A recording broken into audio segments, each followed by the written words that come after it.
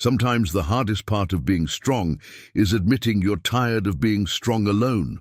For 7 years, Clara Evans raised 5 children by herself, working 2 jobs while her small town whispered that no good man would ever want a divorced mother with that much baggage. Then Daniel Wexler came home, a quiet millionaire who'd lost his own wife and knew what loneliness felt like. He hired Clara to clean his big empty house, but something unexpected happened between them. He saw past the struggle to the strength. She saw past the money to the heart. But when a woman has been left behind once, how does she find the courage to believe someone might actually stay? Before we continue, tell us where you're tuning in from. And if this story touches you, make sure you're subscribed, because tomorrow I've saved something extra special for you. The morning light came through the kitchen window of the small rental house on Sycamore Street, the way it always did, pale and hesitant, as if unsure whether it was welcome. Clara Evans stood at the sink, her hands submerged in dishwater that had gone lukewarm, watching that light catch on the worn wedding ring she'd placed on the windowsill 7 years ago. She kept meaning to put it away properly, maybe in a drawer or a box in the attic, but somehow it stayed there. A small circle of gold that no longer meant what it once did. The house smelled of coffee and oatmeal, of the lavender soap she bought in bulk from the discount store, of 5 children in various stages of waking up. From upstairs came the sound of feet on creaky floorboards, of bathroom doors opening and closing, of her oldest daughter, Emma's voice, telling the twins to hurry up or they'd miss the bus again. Clara dried her hands on a dish towel that had seen better days and checked the clock above the refrigerator. 6:45, right on schedule. She'd learned to live by schedules. When you were a single mother of 5, working 2 jobs and trying to keep everyone fed, clothed, and reasonably happy, you didn't have the luxury of spontaneity. Every minute had its purpose. Every dollar had its destination. Every decision carried weight. Emma came down first, her dark hair pulled back in a ponytail, her school backpack slung over one shoulder. At 17, she'd grown into a young woman who looked far too much like Clara had at that age. The same green eyes, the same stubborn chin, the same way of carrying worry in the set of her shoulders. Emma had taken on too much responsibility too young, had become a second mother to her siblings when their father left. And Clara saw the cost of that in the way her daughter moved through the world, always alert, always prepared for the next crisis. "Morning, Mom," Emma said, pouring herself a cup of coffee. She drank it black, the way Clara did, the way people drank it when they needed fuel more than pleasure. "Morning, sweetheart. Did you finish that history paper? Turned it in online last night. Mr. Peterson gave us an extension, but I wanted to get it done." Emma glanced toward the stairs. "The twins are fighting over the bathroom again. I told them they need to work out a schedule, but they don't listen to me." Clara smiled despite herself. "They're 12. They don't listen to anyone." The twins, Marcus and Maya, came thundering down the stairs moments later, still bickering about who'd used all the hot water.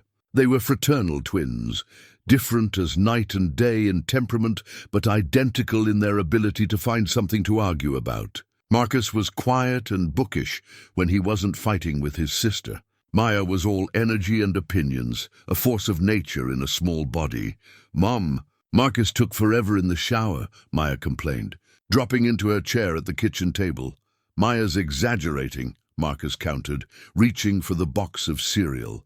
"I was in there for exactly 10 minutes. I timed it. 10 minutes is forever when you're waiting." Clara poured orange juice into their glasses and let the familiar rhythm of their argument wash over her. This was her life now.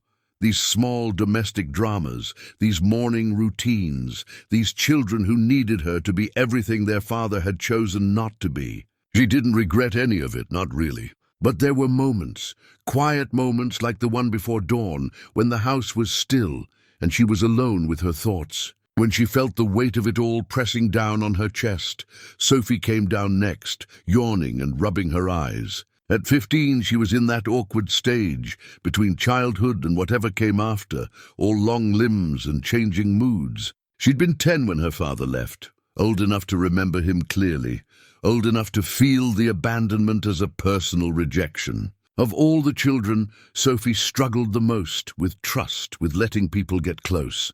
"Is there any bacon?" Sophie asked, peering into the refrigerator. "No bacon this morning? We have oatmeal or cereal." Sophie's face fell slightly, but she didn't complain. She understood, even at 15, that bacon was a luxury they couldn't always afford. She poured herself a bowl of cereal and sat down next to Maya, who immediately started telling her about some drama at school involving a boy named Tyler and a girl named Rebecca. The youngest, 6-year-old Ben, was the last to appear. He came down the stairs slowly, dragging his favorite stuffed bear behind him, his pajamas rumpled and his hair sticking up in 3 different directions. Ben had been just a baby when his father left, too young to remember the man who'd helped create him. Sometimes Clara wondered if that was a blessing or a curse, to grow up without even the memory of what you'd lost. "Morning, my love," Clara said, scooping him up and kissing his forehead. He smelled like sleep and strawberry shampoo. "Ready for school?" Ben nodded against her shoulder, still half asleep. She carried him to the table and set him down in his chair, then went to fix him a bowl of oatmeal with a drizzle of honey, the way he liked it. This was her world. These 5 beautiful, complicated, exhausting human beings who depended on her for everything. When Richard had left, walked out on a Tuesday morning 7 years ago with 2 suitcases and a mumbled apology about needing to find himself, Clara had been 31 years old with 5 children under the age of 11, a part-time job cleaning houses, and exactly $342 in their joint checking account. He'd cleaned out their meager savings before he left. She'd found that out later, when the rent check bounced. The people of Maple Crossing had watched her struggle with a mixture of pity and judgment. "Poor Clara Evans," they'd say, shaking their heads. 5 children and no husband. How will she manage? Some of them had been genuinely kind, bringing casseroles and offering hand-me-down clothes. Others had been less charitable, their help coming with a side of condescension and thinly veiled criticism. "She should have seen it coming," they'd whisper. Richard was always a bit flighty.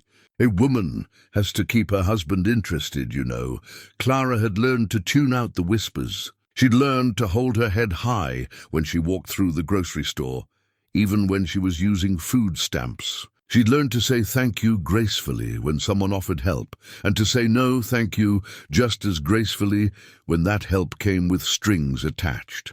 She'd learned to be strong because she had no other choice, but strength was exhausting. And loneliness, she'd discovered, was a quiet kind of pain that never quite went away. After the children caught their buses, Emma driving Sophie and the twins in the battered Honda Civic that Clara had bought used 3 years ago, and Ben climbing onto the elementary school bus with his bear tucked safely in his backpack, Clara had exactly 45 minutes before she needed to leave for her first job.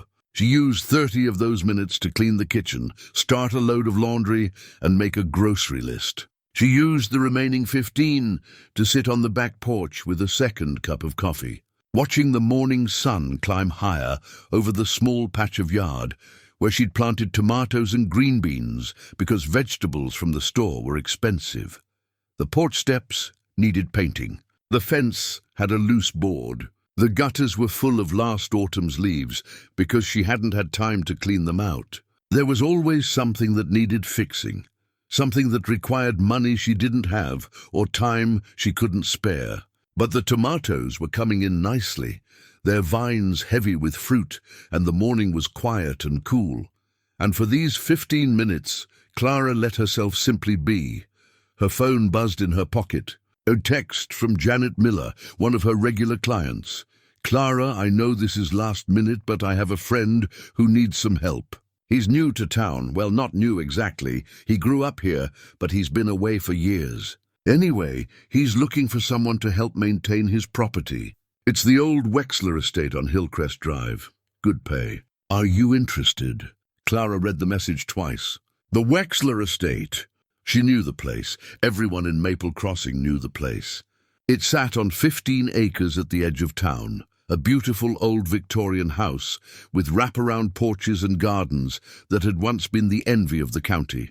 The Wexlers had been one of the founding families of Maple Crossing, wealthy and influential, the kind of people who donated wings to the hospital and had streets named after them. But the last of the Wexlers had died years ago, and the house had sat empty, slowly declining, becoming one of those places that children dared each other to approach on Halloween. She typed back, "What kind of maintenance?" "How many hours?" Janet's response came quickly. "Housekeeping, mostly. Maybe some light cooking. He's looking for someone 3 or 4 days a week to start. He'll pay $25 an hour." Clara's breath caught. $25 an hour. That was nearly double what she made at her current housekeeping jobs. That kind of money could mean new shoes for Ben before school started. It could mean fixing the Honda's transmission before it gave out completely. It could mean breathing room. "I'm interested," she typed. "When can I meet with him? Are you free this afternoon?" "Say around 2? Clara did the mental calculation. She could finish her morning job by 1, skip lunch, and make it to Hillcrest Drive by 2. It would be tight but possible. "I'll be there," she replied. She finished her coffee and went inside to get ready for the day. In her bedroom, she stood in front of the closet, looking at her limited wardrobe. For housekeeping, she usually wore jeans and simple t-shirts, practical clothes that could handle bleach and floor scrubbing.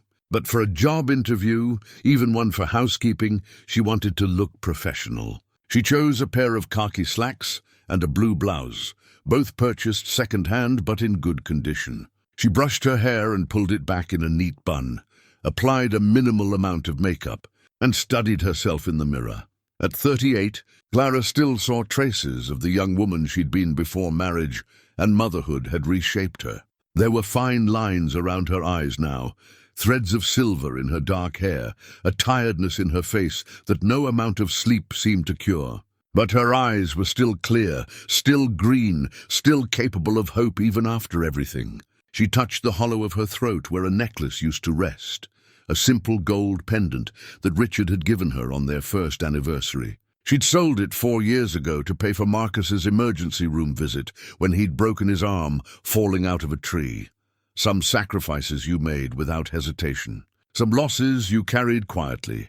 Clara spent the morning cleaning Mrs. Henderson's house on Oak Street, scrubbing bathrooms and vacuuming carpets and washing windows until they gleamed. Mrs. Henderson was 73, widowed, kind in a gruff sort of way. She paid Clara $15 an hour and always left a plate of cookies on the kitchen counter. Today it was oatmeal raisin, still warm. "You look nice today," Mrs. Henderson observed, watching Clara from her favorite chair. "Special occasion." "Job interview this afternoon," Clara said, accepting the glass of lemonade Mrs. Henderson offered. "The Wexler place?" Mrs. Henderson's eyebrows rose. "Daniel Wexler's back in town." "I guess so." "You know him?" "Knew his parents. Good people. Daniel was a brilliant boy, left for college and never came back. Made his fortune in technology, I heard. Something to do with computers." She shook her head. "Lost his wife a few years ago, cancer. Tragic thing." They didn't have children. Clara absorbed this information, building a mental picture of her potential employer. A widower like her, a person marked by loss. Someone who'd left Maple Crossing and built a life elsewhere only to return. She wondered what had brought him back, whether it was nostalgia or necessity, or simply the gravitational pull of home. At 1:30, she finished at Mrs. Henderson's house, declined the offer of lunch, and drove across town to Hillcrest Drive. The road wound up through old trees, past properties that grew larger and more stately the higher you climbed. The Wexler estate sat at the very top, behind iron gates that stood open, as if welcoming her. Clara drove through slowly, taking in the grounds. Someone had been working on the property. The driveway was clear, the lawn freshly mowed, the gardens showing signs of recent attention. But the house itself still bore the marks of neglect. Peeling paint, loose shutters, windows that needed washing. It was a beautiful old house, graceful and dignified even in decline, the kind of place that deserved better than abandonment. She parked in the circular drive and sat for a moment, gathering her courage. This was just a job interview. She'd had dozens of them over the years. There was no reason to be nervous. But her hands trembled slightly as she checked her reflection in the rearview mirror, smoothed her hair, took a deep breath. The front door opened before she could knock. The man who stood there was tall, perhaps 6 feet, with dark hair going grey at the temples and eyes the colour of storm clouds. He wore jeans and a button-down shirt with the sleeves rolled up, and there was paint on his hands, white paint, like the trim around the windows. He looked to be in his mid-40s, with the kind of face that suggested intelligence and perhaps a habitual seriousness. But when he smiled, something in his expression softened. "You must be Clara," he said, extending his hand. "I'm Daniel Wexler. Thank you for coming on such short notice." His handshake was firm, but not aggressive, his palm calloused in a way that surprised her. Rich men didn't usually have working hands. She found herself looking at those paint-stained fingers and revising her assumptions. "Thank you for seeing me," she replied. "Janet said you were looking for help with the house." "That's putting it mildly," Daniel said, stepping back to let her in. "I'm looking for a miracle worker, but I'll settle for someone who knows the difference between a mop and a broom and doesn't mind hard work." The interior of the house took her breath away. High ceilings, original hardwood floors, a sweeping staircase that curved up to the second floor. But everywhere she looked, she saw work that needed doing. Dusty chandeliers, cobwebs in corners, furniture covered with old sheets, windows that filtered the afternoon light through years of grime. "I've been back for 2 weeks," Daniel explained, leading her through the rooms. "The house has been empty for almost 8 years. My parents passed away, my mother first, then my father a year later. I couldn't bear to sell it, but I couldn't bear to come back either, so it sat. And now I'm trying to make it livable again. It's a beautiful house," Clara said honestly. "Good bones." He looked at her with something like approval. "That's what my mother used to say. Good bones. Everything else can be fixed or replaced, but you can't fix bad bones." He paused in the doorway of what had once been a library, shelves lining the walls from floor to ceiling, most of them empty now. "I'm not looking for perfection, Clara. I'm looking for someone who understands what this place could be and is willing to help me get it there. Someone who won't quit when the work gets hard." There was something in the way he said it, not a challenge exactly, but a recognition, as if he understood what it meant to not quit when things got hard. As if he'd had his own share of battles. "I don't quit," Clara said quietly. "I have 5 children depending on me. Quitting isn't an option." Daniel nodded slowly. "Janet mentioned you had a large family. That must be challenging." She waited for the usual follow-up questions, the ones that came with barely concealed judgment. "Where's their father? How do you manage? Don't you think 5 is excessive?" But Daniel simply looked at her with those grey eyes and waited, as if her answer mattered, but her circumstances didn't define her. "It's the best thing I ever did," she said. "Being their mother. Everything else is just details." Something shifted in his expression then, a kind of sadness mixed with respect. "My wife and I wanted children. We tried for years. It never happened." He turned away, looking out a window at the overgrown gardens. "After she died, I realized that all the success, all the money, it doesn't mean much when there's no one to share it with." They stood there in comfortable silence. 2 people who'd learned that loss comes in many forms, that life rarely gives you what you expect. Clara found herself warming to this quiet man with paint on his hands and grief in his eyes. "The job is yours if you want it," Daniel said finally. 25 an hour, 3 days a week to start, Mondays, Wednesdays, Fridays. 7 hours each day. We can adjust as we go, depending on what needs doing. Clara did the math in her head. 21 hours a week at $25 an hour. $525 a week. Over $2,000 a month. It was more money than she'd dared to hope for. "When would you like me to start?" she asked, keeping her voice steady even as her heart raced. "How about Monday? 8 in the morning?" "I'll be here," Clara said. They shook hands again, and this time she noticed the way he held on for just a moment longer than necessary, as if anchoring himself to something solid. When she drove back down Hillcrest Drive, the late afternoon sun turning everything golden, Clara felt something she hadn't felt in a very long time.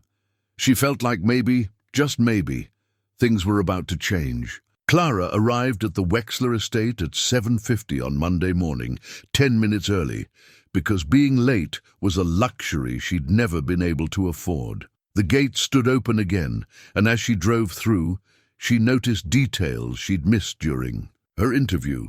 The way the morning light caught on the old carriage house, the fountain in the center of the circular drive that hadn't run in years, the rose garden to the east that had gone wild but still bore blooms. Daniel met her at the door with 2 cups of coffee and an apologetic smile. "I wasn't sure how you took it," he said, "so I brought cream and sugar just in case." "Black is fine," Clara said, accepting the cup. The gesture touched her more than it should have. In 7 years of working for other people, cleaning their homes and organizing their lives, very few had ever thought to offer her coffee. They spent the first hour walking through the house, while Daniel explained what he hoped to accomplish. He wanted to restore the main living areas first, the kitchen, the living room, the library, his bedroom. The rest could wait. He showed her where he'd stored cleaning supplies, pointed out the washer and dryer in the basement, explained that she should feel free to use anything she needed. "I'm not here to watch over your shoulder," he said. "I trust you to know what needs doing. I'll be working on the exterior most days, painting, repairs, that sort of thing. If you need me, I'll be around." Clara appreciated his directness, the absence of micromanaging. She'd worked for people who followed her from room to room, commenting on every decision, making her feel like she was being tested rather than trusted. Daniel simply handed her the keys to the house, told her to lock up when she left if he wasn't around, and headed outside with his paint supplies. She started in the kitchen. It was a massive room with commercial-grade appliances, marble countertops, and a breakfast nook that overlooked the gardens. Decades of dust had settled on every surface. The windows were so grimy, they barely let in light. Clara tied her hair back, pulled on her work gloves, and began. There was something meditative about cleaning, about taking something neglected and making it shine again. She worked methodically, the way she always did, starting high and working. Down, light fixtures first, then cabinets, then countertops, then floors. She scrubbed and polished and wiped until her arms ached and sweat ran down her back despite the cool morning air. Around noon, Daniel came in through the back door, looking for a glass of water. He stopped in the doorway and stared. "You did all this in one morning?" Clara looked around at the transformed kitchen. The windows sparkled. The marble gleamed. The old copper pots hanging from the rack above the island caught the sunlight and glowed like fire. "It's not finished," she said. "I still need to do the pantry and organize the cabinets. But yes." He walked slowly through the room, touching surfaces as if to confirm they were real. "My mother would have loved seeing it like this again." His voice was quiet, reflective. "She used to bake bread every Sunday morning. The whole house would smell like yeast and butter.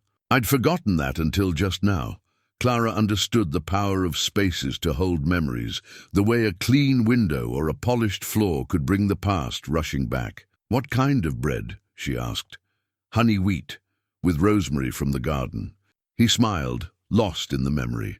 She'd always make an extra loaf for Mrs. Peterson down the road, said good neighbors share their bread. They ate lunch together that day, sandwiches that Daniel had brought from town, sitting at the old farmhouse table in the breakfast nook. It felt strange at first, eating with her employer, but Daniel seemed to want the company, and Clara found herself relaxing into conversation. He asked about her children, and she told him about Emma's college applications, about Marcus's love, of science, about Maya's endless energy, about Sophie's struggles with trust, about Ben's sweetness. He listened the way few people did, actually listened, asking follow-up questions, remembering details. "You must be proud of them," he said. "Every single day," Clara replied, "even when they're driving me crazy." "And their father?" The question was gentle, not intrusive, but Clara felt the familiar tension in her chest anyway.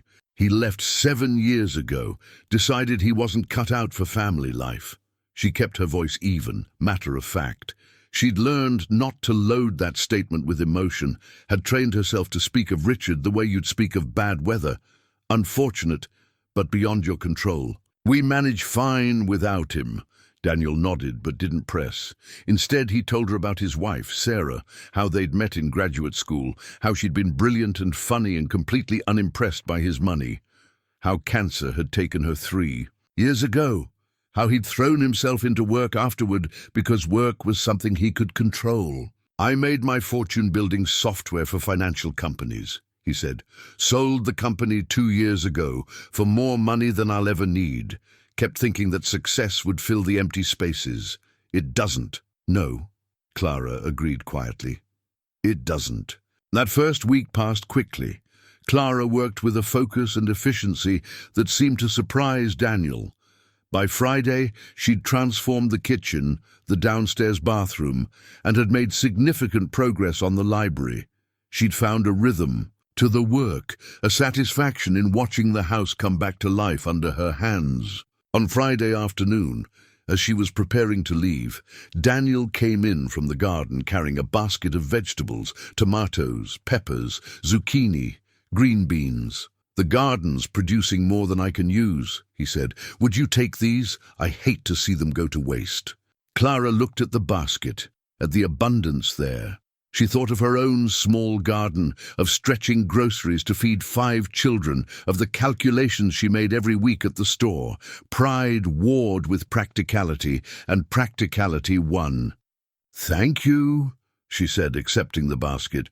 The kids will be thrilled. That night, she made ratatouille with Daniel's vegetables, and the house on Sycamore Street filled with the smell of garlic and herbs. The children gathered around the table, and Emma asked about the new job, and Clara found herself talking about the Wexler estate, about the beautiful old house, about Daniel and his quiet kindness. Is he nice? Sophie asked, her voice carefully casual. He is, Clara said. Very nice. Is he going to be around a lot? This from Marcus, who'd developed a protective streak when it came to his mother. He's restoring the house himself, doing a lot of the work. So yes, he's around. She saw the looks her children exchanged, the wordless communication that passed between them. They were worried, she realized. Worried that someone new in her life might hurt her, might leave her the way their father had. The weight of their concern settled on her shoulders like a familiar shawl. It's just a job, she said firmly. A good job that pays well, that's all. But even as she said it, she wondered if that was entirely true. The second week brought rain, steady and relentless. Clara worked inside, while Daniel was forced to abandon his exterior painting. He set up in the library, going through boxes of his parents' belongings. Old photo albums, letters, documents that needed sorting. Sometimes Clara would hear him, laugh at something he'd found, or she'd pass by and see him sitting very still, holding a photograph, his face carved with grief. On Wednesday of that week, Emma called during her lunch hour, her voice tight with stress. Mum, the Honda's making a weird noise, like a grinding sound when I shift gears. Clara's stomach sank. The transmission. She'd known it was coming. Had been hoping to get another few months out of it. Can you make it home? I think so. But Mom, we can't afford... I know, sweetheart. We'll figure it out. Just get home safe. She ended the call and stood in the hallway of the Wexler estate, pressing her palms against her eyes, doing the math in her head. A new transmission would cost at least $2,000, money she didn't have, money she wouldn't have for months, even with this new job. Without the car, Emma couldn't get to school or her part-time job. Sophie and the twins would miss their activities. Everything would fall apart. Clara? She turned to find Daniel standing in the library doorway, concern etched on his face. Is everything all right? Yes, she said automatically. Then, because something about his expression invited honesty, no, car trouble, the transmission, it's going to be expensive. Daniel was quiet for a moment. Then he said, How much do you need? Clara felt heat rise to her face. I'm not asking for a loan. I know you're not, but I'm offering one anyway. No interest. Pay me back when you can. I can't... Clara, He stepped closer, his voice gentle but firm. "I have more money than I know what to do with. You have a car that needs fixing and 5 children who depend on that car. This isn't charity. This is just one human being helping another." She wanted to refuse. Every instinct screamed at her to refuse, to maintain her independence, to not be indebted to anyone. But the memory of Emma's stressed voice on the phone, the image of her children stranded without transportation, the simple arithmetic of their need, it all crashed over her like a wave. 2,000, she said quietly. "I'll pay you back. Every penny. I know you will," Daniel said. "Let me write you a check." That night, after the mechanic had promised to have the Honda running by Friday, after she'd fed the children and gotten Ben to bed and sat with Emma to work on college essays, Clara lay in her own bed and stared at the ceiling. The check sat in her purse downstairs, already deposited via her phone, already transforming a crisis into a manageable problem. She thought about Daniel's words. This is just one human being helping another. Simple, straightforward. No judgment, no strings, no expectation of gratitude that felt like a debt. Just help when help was needed. It had been so long since anyone had helped her like that. So long since she'd let anyone help her like that, and it terrified her, because accepting help meant trusting someone. And trust, she'd learned, was a dangerous thing to give away. Her ex-husband had taught her that lesson thoroughly. Richard had been charming and attentive when they first met, promising her the world, making her believe in happily ever after. And then, slowly, systematically, he'd chipped away at that trust. Forgotten promises, small lies that grew larger, attention that wandered, responsibility he refused to shoulder. By the time he left, there was nothing left to break. She'd built walls after that, high-strong walls that kept people at a distance. She was pleasant to her employers, friendly to her neighbors, warm with her children. But she didn't let anyone close, didn't let anyone matter enough to hurt her, and now here was Daniel Wexler, with his sad eyes and his paint-stained hands and his quiet generosity, threatening those walls without even trying. On Friday, when she arrived at the estate, she found Daniel in the kitchen making breakfast. "Pancakes, eggs, bacon, more food than one person could possibly eat. I thought you might be hungry," he said, looking almost embarrassed. "I made too much." They ate together again, and the conversation flowed easier now, comfortable in a way that surprised them both. He told her about his plans for the gardens, about wanting to restore his mother's rose collection. She told him about Ben's upcoming birthday, about trying to plan a party on a budget that would still feel special. "What does he like?" Daniel asked. "Dinosaurs. He's obsessed with dinosaurs. Wants to be a paleontologist when he grows up. There's a natural history museum about an hour from here. They have a dinosaur exhibit that's supposed to be excellent." Clara smiled. "I've heard about it. It's on the list of places we'll go someday when we have the time and money." Daniel was quiet for a moment, and Clara could almost see him thinking, weighing his words. "What if I took you all, my treat? For Ben's birthday. Daniel, before you say no, hear me out. I don't have family here. No children, no siblings, no one to spoil or spend time with. It would actually be doing me a favor. I'd like to meet your kids. And I'd like to see a 6-year-old's face when he sees a T-Rex skeleton."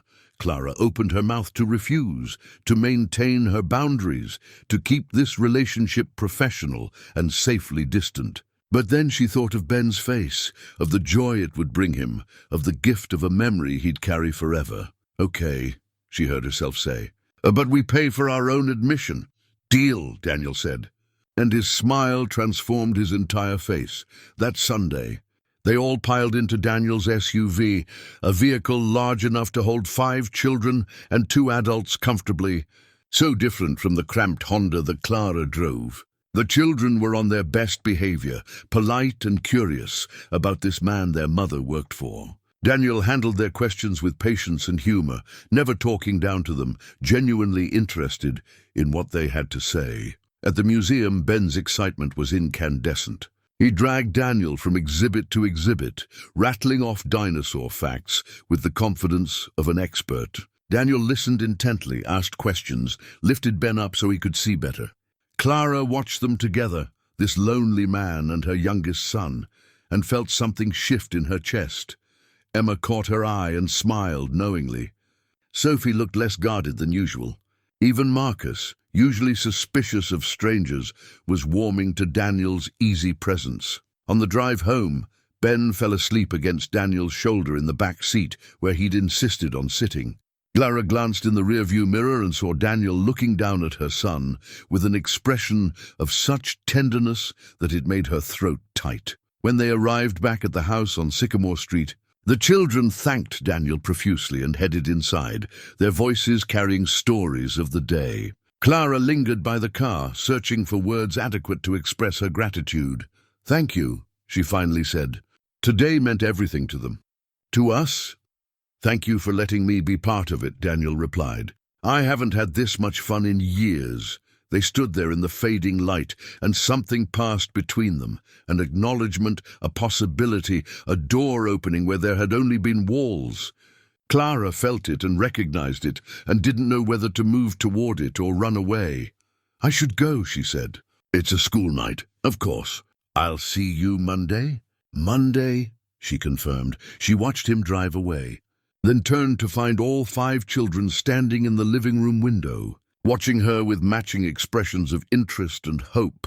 The inciting incident, she realized, hadn't been meeting Daniel or accepting the job or even letting him loan her money. The inciting incident was this moment right now, when she recognized that her carefully controlled, safely contained life was about to become much more complicated, and she had no idea whether she was ready for that. The following weeks settled into a rhythm that felt both natural and unsettling. Clara worked at the Wexler estate 3 days a week, and slowly, methodically, the house transformed. Rooms that had been shrouded in dust and darkness came alive again, curtains opened to let in light, floors polished to a warm glow, furniture uncovered and arranged with care. Daniel worked alongside her most days, their tasks running parallel but separate, occasionally intersecting when she needed something from a high shelf or he wanted her opinion on paint colors. They talked while they worked, not constantly, but enough. Daniel told her about his years away from Maple Crossing, about building his company from nothing, about the intense focus required to succeed in the technology industry. He spoke about Sarah with a tenderness that never quite healed into past tense. She would have loved this. She always said that. She had this way of making everything seem possible. Clara heard the grief beneath his words and recognized it as the kind that never fully goes away, just learns to coexist with daily life. She talked less about her own past, her words more carefully chosen. She told him about the children's accomplishments, their struggles, their small triumphs. She mentioned Richard only in the most general terms, as someone who had exited the story and didn't warrant much discussion. But Daniel seemed to understand the weight of what she didn't say, the way silence could speak volumes. On a Wednesday in late September, Clara arrived to find Daniel in the kitchen looking frustrated, surrounded by cookbooks and ingredients. "I'm trying to make my mother's pot roast," he explained. "I found her recipe card, but I can't seem to get it right. Everything I make tastes like cardboard." Clara looked at the recipe card, yellowed with age, covered in handwriting that had faded but was still legible. She recognized the measurements, the techniques, the little notes in the margins. "Don't rush this," and "low and slow. Patience is key. You're using too high a heat," she said, adjusting the oven temperature. "And you need to sear the meat first. Here, let me show you." They cooked together that afternoon, Clara guiding him through the steps while Daniel chopped vegetables and asked questions like a diligent student. The kitchen filled with the rich smell of browning meat and caramelizing onions, of red wine and herbs. When they finally sat down to eat, Daniel had insisted she stay for dinner. The pot roast was tender and flavorful, exactly the way the recipe card had promised. "That's it," Daniel said, closing his eyes as he took the first bite. "That's exactly how she made it. I'd forgotten," his voice caught. "I'd forgotten how it tasted." Clara understood then that she wasn't just cleaning a house. She was helping someone reclaim memories, restore connections to a past that had been lost. The work took on a different meaning after that, but with the growing comfort between them came complications. The people of Maple Crossing noticed that Clara's car was fixed. They noticed that she seemed less stressed, that she bought groceries without the usual careful calculation of every penny. They noticed that she was spending 3 days a week at the Wexler estate, alone with a wealthy, single man. The whispers started small. Martha Bennett mentioned it to Helen Crawford at the post office. Helen told her daughter, who told her friends at the hair salon. By the time the story had made its way through town, it had grown thorns and teeth. Emma came home from school one afternoon with tight shoulders and angry eyes. "Jessica Martin's mum asked me if you were dating Daniel Wexler." Clara looked up from where she was helping Ben with his homework. "What did you tell her?" "I told her it was none of her business." "But Mom, people are talking. They're saying things." "What kind of things?" Emma hesitated, clearly not wanting to repeat it. Finally she said, "That you're using him for his money, that you're trying to trap him, that a divorced mother of 5 has no business." She stopped, her face flushed with anger and embarrassment. Clara felt the familiar weight settle on her chest, the old shame trying to take root. She'd thought she'd grown immune to the town's judgment, had built calluses thick enough to withstand the whispers. But hearing that her children were being exposed to it, that Emma had to defend her at school, that was different. "I work for Daniel," she said carefully. "I clean his house. That's all." "I know that," Emma said. "But they don't care about the truth. They just want something to gossip about." That night, after the children were in bed, Clara sat on the back porch and let herself feel the anger she'd been holding back. She'd done nothing wrong. She'd accepted a job, worked hard, maintained professional boundaries. The friendship that had developed was natural, innocent, born from shared time and mutual respect. But to the people of Maple Crossing, a single woman and a single man spending time together could only mean one thing. She thought about quitting. It would be easier, cleaner. She could find other housekeeping jobs, protect her reputation and her children from gossip. But the thought of giving up the Wexler estate, of walking away from work she genuinely enjoyed, and a person she'd come to care about, it made her angry in a different way. Why should she give up something good because other people couldn't mind their own business? On Friday, she arrived at the estate with her mind made up. She would talk to Daniel, establish clearer boundaries, maybe reduce her hours. But when she walked into the kitchen, she found him sitting at the table with his head in his hands, looking devastated. "Daniel, what's wrong?" He looked up, and she saw that his eyes were red. "My attorney called this morning. There's a legal challenge to my parents' will. A distant cousin I've never met is claiming that my father wasn't of sound mind when he left everything to me. They're trying to take the house." Clara sat down across from him. "Can they do that?" "They can try. It'll mean a long legal battle, depositions, court appearances. The attorney says we'll likely win, but it could take years. And in the meantime," he gestured around the kitchen, at the house he'd been working so hard to restore, "all of this feels pointless." "It's not pointless," Clara said firmly. "This house, these memories, they're yours. They belong to you. Don't let someone's greed take that away. I'm tired, Clara." His voice was heavy with a weariness that went beyond the legal fight. "I'm tired of everything being a battle. Sometimes I think about just walking away from all of it, letting them have the house. Going somewhere where nothing reminds me of everything I've lost." She reached across the table and took his hand without thinking. His fingers were cold. "Don't," she said. "Don't run away. I know it's hard and I know you're tired, but you can't let them win. This place matters. Your parents' memory matters. You matter." He looked at their joined hands, then up at her face. "When did you get so wise?" "When I had 5 children and no choice but to keep fighting." She squeezed his hand once, then let go, suddenly aware of the intimacy of the gesture. "You're not alone in this, Daniel. You have people who care about what happens to you." "Do I?" The question was quiet, vulnerable.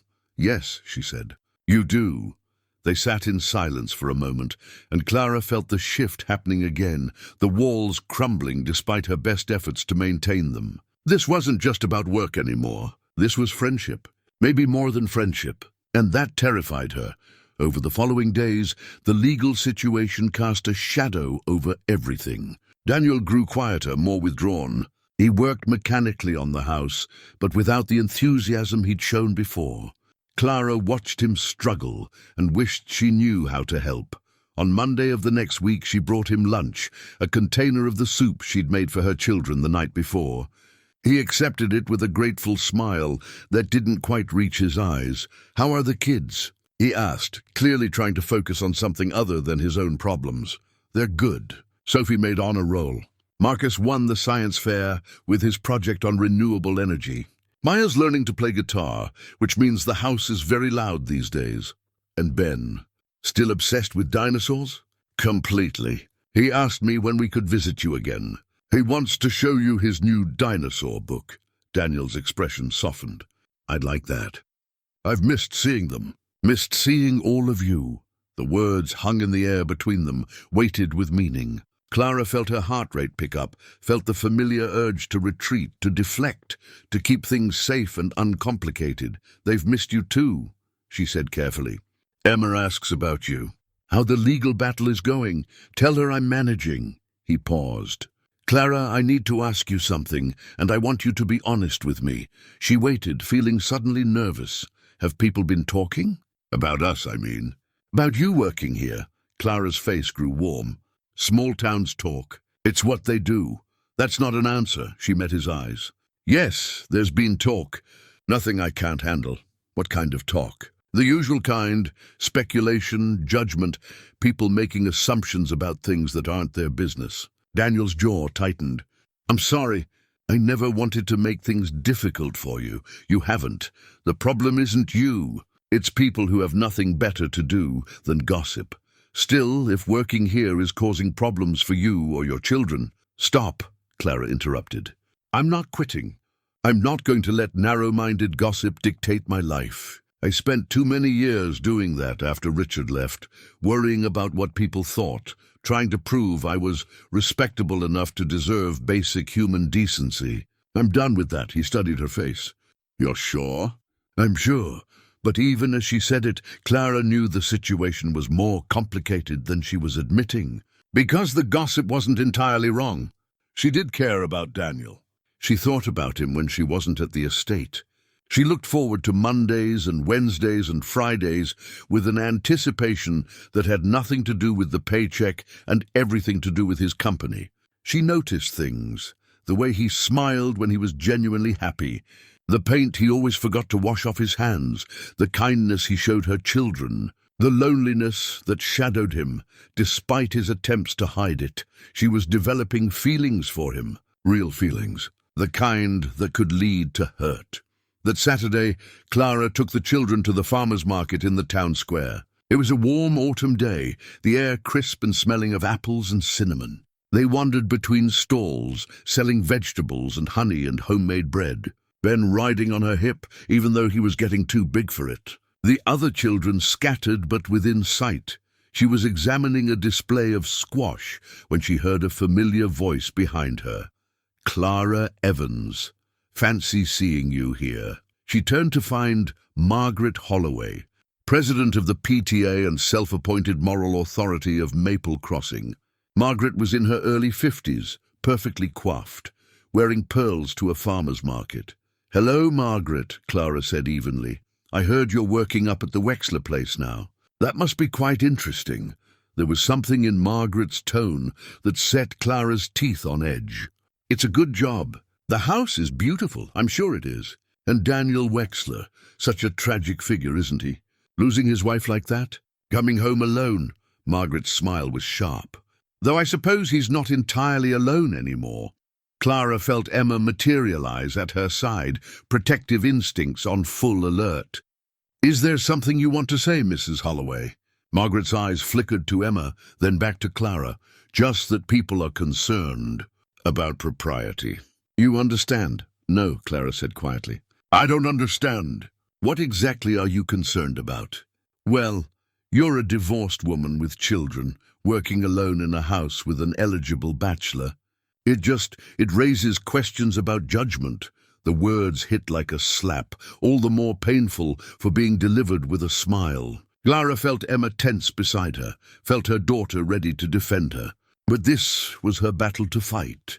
"My judgment," Clara said, her voice steady despite the anger burning in her chest, "is none of your concern. I work hard, I take care of my children, and I don't answer to you or anyone else in this town about how I live my life. I'm just trying to help.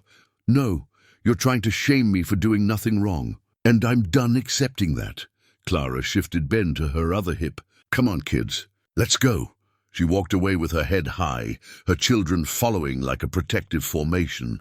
But her hands were shaking, and there was a tightness in her throat that threatened tears she refused to shed in public. Emma drove them home in silence. When they pulled into the driveway, she turned to her mother and said, "You were amazing back there."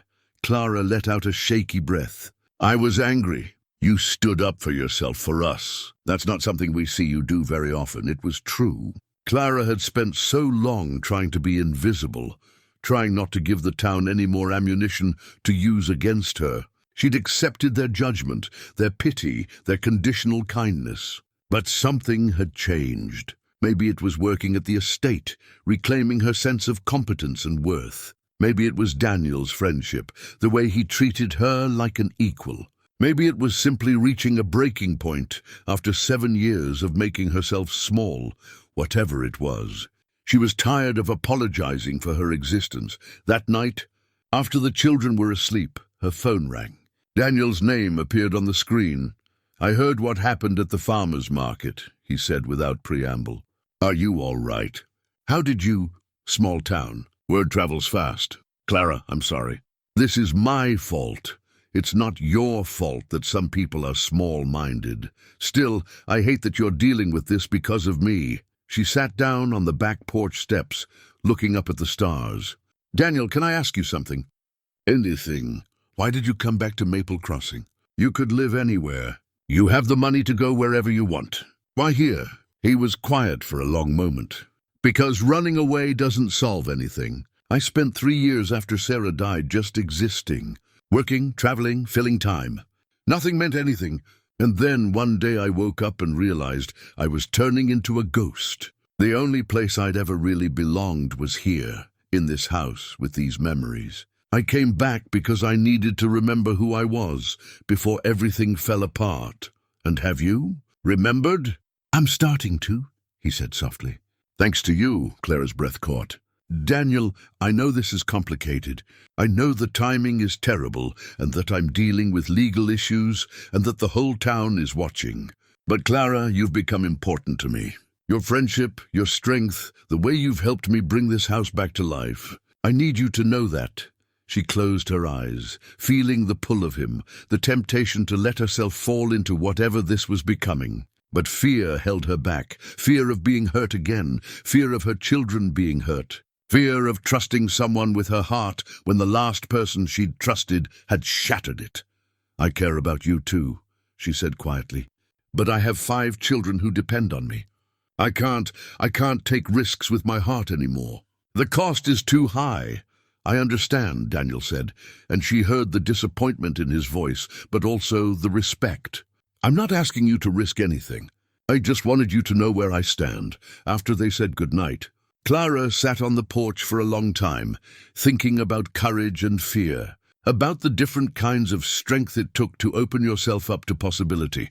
She'd been so proud of standing up to Margaret Holloway, of refusing to be shamed. But when it came to her own heart, she was still running scared. October arrived with cooler temperatures and leaves that turned the hills around Maple Crossing into a patchwork of gold and crimson. Clara continued working at the estate, and despite the conversation with Daniel, or perhaps because of it, things felt different between them. There was a carefulness now, a mutual awareness of unspoken feelings that made every interaction feel weighted with significance. Daniel kept his word. He didn't push, didn't pressure, didn't make her uncomfortable. But his consideration showed in small ways. The coffee waiting for her each morning, the way he made sure the house was warm before she arrived, the occasional flowers from the garden left on the kitchen counter with no note. No expectation, just a simple offering. The legal battle over the estate intensified. Daniel's attorney filed motions, gathered evidence, prepared for depositions. The distant cousin making the claim, a man named Gerald Wexler, who lived in California and had never once visited while Daniel's parents were alive, hired an aggressive legal team and began making statements to the press about family legacy and rightful inheritance. The story made the local newspaper, complete with unflattering speculation about Daniel's relationship with his parents and whether he deserved their estate. Clara watched Daniel absorb each new blow with a stoicism that worried her. He grew thinner, the stress etching deeper lines around his eyes. Some days she arrived to find him already awake at dawn, unable to sleep, working on the house with a desperate energy that spoke of trying to outrun his thoughts. "You need to take care of yourself," she told him one morning, finding him on a ladder painting the second-floor hallway. His movements mechanical and exhausted. "I'm fine," he said, not looking at her. "You're not fine. When's the last time you ate a proper meal? Or slept more than a few hours?" "Clara, come down from there." Her voice was firm, the same tone she used with her children when they needed mothering, whether they wanted it or not. "You're going to make yourself sick." He descended the ladder slowly, and when he reached the ground, she saw how unsteady he was.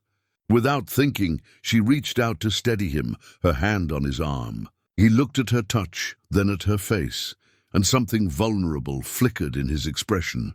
"I can't stop working," he said quietly. "If I stop, I'll have to think about the possibility of losing this place. And I can't lose one more thing, Clara. I don't have it in me." Her heart broke for him. She understood that kind of fear, the terror of having your foundation pulled out from under you.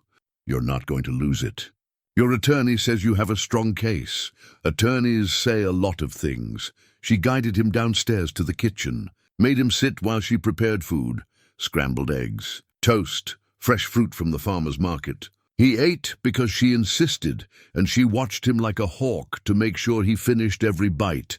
"When's your next deposition?" she asked. "Thursday. I'm coming with you." He looked up, surprised. "You don't have to do that." "I know I don't have to. I want to. You shouldn't have to face that alone. Clara, people already talk. Let them talk. I'm tired of living my life based on what other people think." She met his eyes. "You've been there for me and my children. Let me be there for you." On Thursday, Clara arranged for Emma to watch the younger children after school and drove with Daniel to the attorney's office in the county seat, 40 minutes away. She sat in the waiting room during his deposition, reading magazines without seeing the words, drinking bad coffee, checking her phone every few minutes, even though there was nothing to check. When Daniel emerged 3 hours later, he looked drained. They drove back in silence for the first 20 minutes before he finally spoke. "They asked about you." Clara's hands tightened on the steering wheel.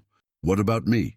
"Whether we were romantically involved. Whether that influenced my decision to fight for the house. They're trying to paint me as someone using my parents' money to impress a woman, to build a life I don't deserve." The ugliness of it made her angry. "What did you tell them?" "The truth. That you work for me, that we're friends, that my feelings for you have nothing to do with my claim to my parents' estate." He paused. "I'm sorry you got dragged into this." "I'm not." She glanced at him, then back at the road. "I'm not sorry, Daniel. I'm angry that they're twisting something good into something ugly, but I'm not sorry to be part of your life." He reached over and took her hand, where it rested on the console between them. She let him, feeling the warmth of his palm against hers, the steadiness of his grip. They drove the rest of the way like that, connected, silent, understanding passing between them without words. That weekend, Ben's birthday arrived. Clara had planned a small party at the house, a few of his friends from school, cake, games in the backyard. She'd saved money from her paychecks at the estate to buy him the dinosaur set he'd been wanting. A complicated model with movable joints and accurate scientific details. The morning of the party, her doorbell rang at 8 o'clock. She opened it to find Daniel standing there with an enormous wrapped box and an uncertain smile. "I know I wasn't invited," he said, "but I wanted to drop off Ben's present. I won't stay." "Don't be ridiculous," Clara interrupted. Of course you're invited. I thought you knew that. His face brightened. Are you sure? I don't want to impose. Daniel, get in here. You can help me set up. The party was chaotic and joyful in the way that children's parties always are. Ben opened Daniel's present to discover a complete junior paleontology kit, brushes, tools, a block of plaster with a replica fossil inside, books about excavation techniques. His face lit up like Christmas morning. This is the best present ever. Ben threw his arms around Daniel's waist, hugging him with the unself-conscious affection of a 6-year-old. Thank you, thank you, thank you. Daniel looked stunned, his arms coming up to return the hug almost tentatively, as if he'd forgotten how. Clara watched them and felt her carefully maintained defenses crack a little more. Throughout the afternoon, Daniel integrated himself into the chaos naturally. He helped set up the scavenger hunt, judged the dinosaur drawing contest, wore a ridiculous party hat without complaint. The children's friends accepted his presence without question. He was just another adult at the party, kind and patient and willing to get down on their level. Clara's neighbors noticed. She saw them watching from their yards, saw the looks exchanged, knew the whispers would start again on Monday. But watching Daniel help Ben blow out his birthday candles, seeing the pure joy on her son's face, she found she didn't care. After the party wound down and the guests had left, Daniel helped clean up while the exhausted children collapsed in the living room, with their sugar highs fading into drowsiness. Thank you for including me, Daniel said, tying off a garbage bag full of paper plates and streamers. I can't remember the last time I had this much fun. Thank you for coming. For the gift. Ben's going to be talking about that fossil kit for months. He's a great kid. They all are. You've done an amazing job with them, Clara. She felt tears prick her eyes unexpectedly. It had been so long since anyone had acknowledged the work she'd put into raising her children, had seen past the struggle to the success of it. They're my whole world. I know. He moved closer, and she found herself not stepping back, not creating distance. Clara, I need to tell you something. Her heart started beating faster. What? These past weeks working on the house, getting to know you and your children, it's made me feel alive again in a way I haven't felt since Sarah died. Maybe even before that. You've reminded me what it means to have something worth fighting for. Daniel, I know you're scared. I know you have good reasons to be. I'm not asking you to make any decisions or promises. I just need you to know that this, us, whatever this is, it matters to me. You matter to me. Clara looked up at him, at this good man who'd wandered into her carefully controlled life and turned everything upside down. She wanted to tell him she felt the same way, that he'd become important to her, that she thought about him constantly. But the words stuck in her throat, trapped by years of self-protection. I need time, she finally said. I need to be sure. Take all the time you need. I'm not going anywhere after he left. Emma found Clara sitting on the porch steps, staring at nothing. He's in love with you. You know, Emma said, sitting down beside her. Emma, Mom? I'm 17, not blind. The way he looks at you, the way he is with us, he's not just being nice. He cares. It's complicated. Life is complicated. That doesn't mean you have to face it alone. Emma took her mother's hand. You've spent 7 years being strong for us, putting everyone else first. Maybe it's time to let someone be strong for you for a change. What if he leaves? What if I let myself trust him and what if he doesn't? Emma challenged. What if he's exactly who he seems to be? What if you spend the rest of your life wondering what might have happened if you'd been brave enough to try? The words hit home.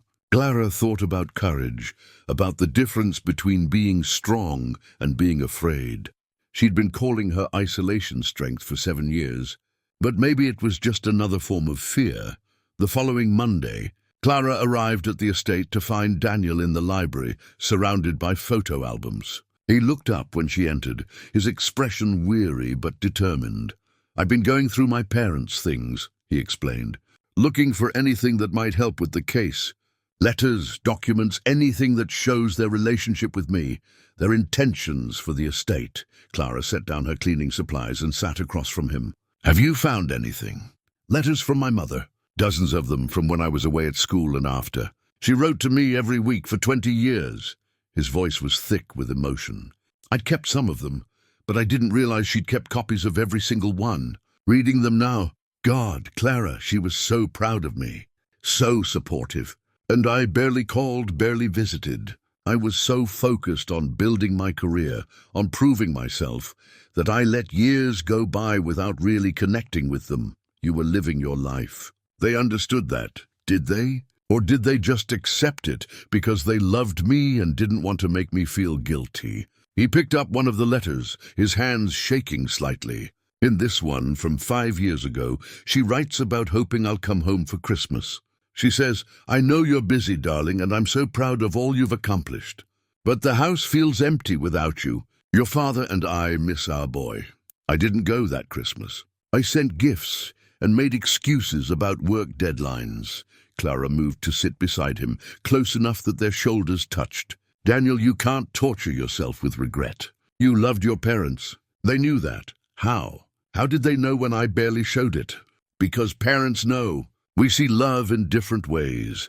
In the phone calls you did make, in the gifts you sent, in the success you built that made them proud. They knew. He turned to look at her, his eyes red-rimmed. How do you do it? How do you love your children so completely, give them everything, and not resent them when they pull away? They're supposed to pull away eventually. That's how I know I'm doing it right. She smiled gently. My job isn't to keep them close forever. It's to teach them to stand on their own. And when they do, I'll be proud even if it hurts a little. You're a better person than I am. No, I'm just further along in the journey. You're learning now what your parents already knew, that love isn't about proximity. It's about showing up when it matters. He leaned his head against hers, and they sat like that for a long moment, finding comfort in each other's presence. Clara felt the walls around her heart trembling, felt herself wanting to surrender to this connection, to trust that maybe not everyone left. The rest of the week passed in a blur of ordinary moments that felt extraordinary. Shared lunches, conversations that ranged from deep to silly, comfortable silences while they worked. Clara found herself looking forward to her days at the estate, not just for the work, but for Daniel's company, for the way he made her feel seen and valued. On Friday evening, as she was preparing to leave, Daniel stopped her at the door. The attorney called today. The judge set a court date for January. It's really happening. You're going to win, Clara said with a confidence she wished she felt. The evidence is on your side, maybe. But win or lose, I've realized something this week. He took her hand gently. This house, my parents' memory, they're important. But they're not the only things that matter. You matter. Your children matter. The life I'm building here, with people I care about, that matters more than bricks and mortar. Daniel, I'm not asking you for anything, he said quickly. I just wanted you to know. Whatever happens with the estate, I'm not leaving Maple Crossing. I'm not leaving you. Clara felt something shift inside her, a letting go of fear she'd held onto for so long. She didn't have all the answers. She didn't know what the future held, or whether she was making the right choice. But standing there in the doorway of this beautiful old house, her hand in Daniel's, she felt something she hadn't felt in 7 years. She felt hope. I'm not leaving either, she said softly. The smile that crossed his face was like sunrise, bright and full of promise. He lifted her hand and pressed a kiss to her knuckles, gentle and reverent, asking nothing more. Clara drove home with her heart full and her mind racing. When she walked through her door, all 5 children looked up expectantly. So?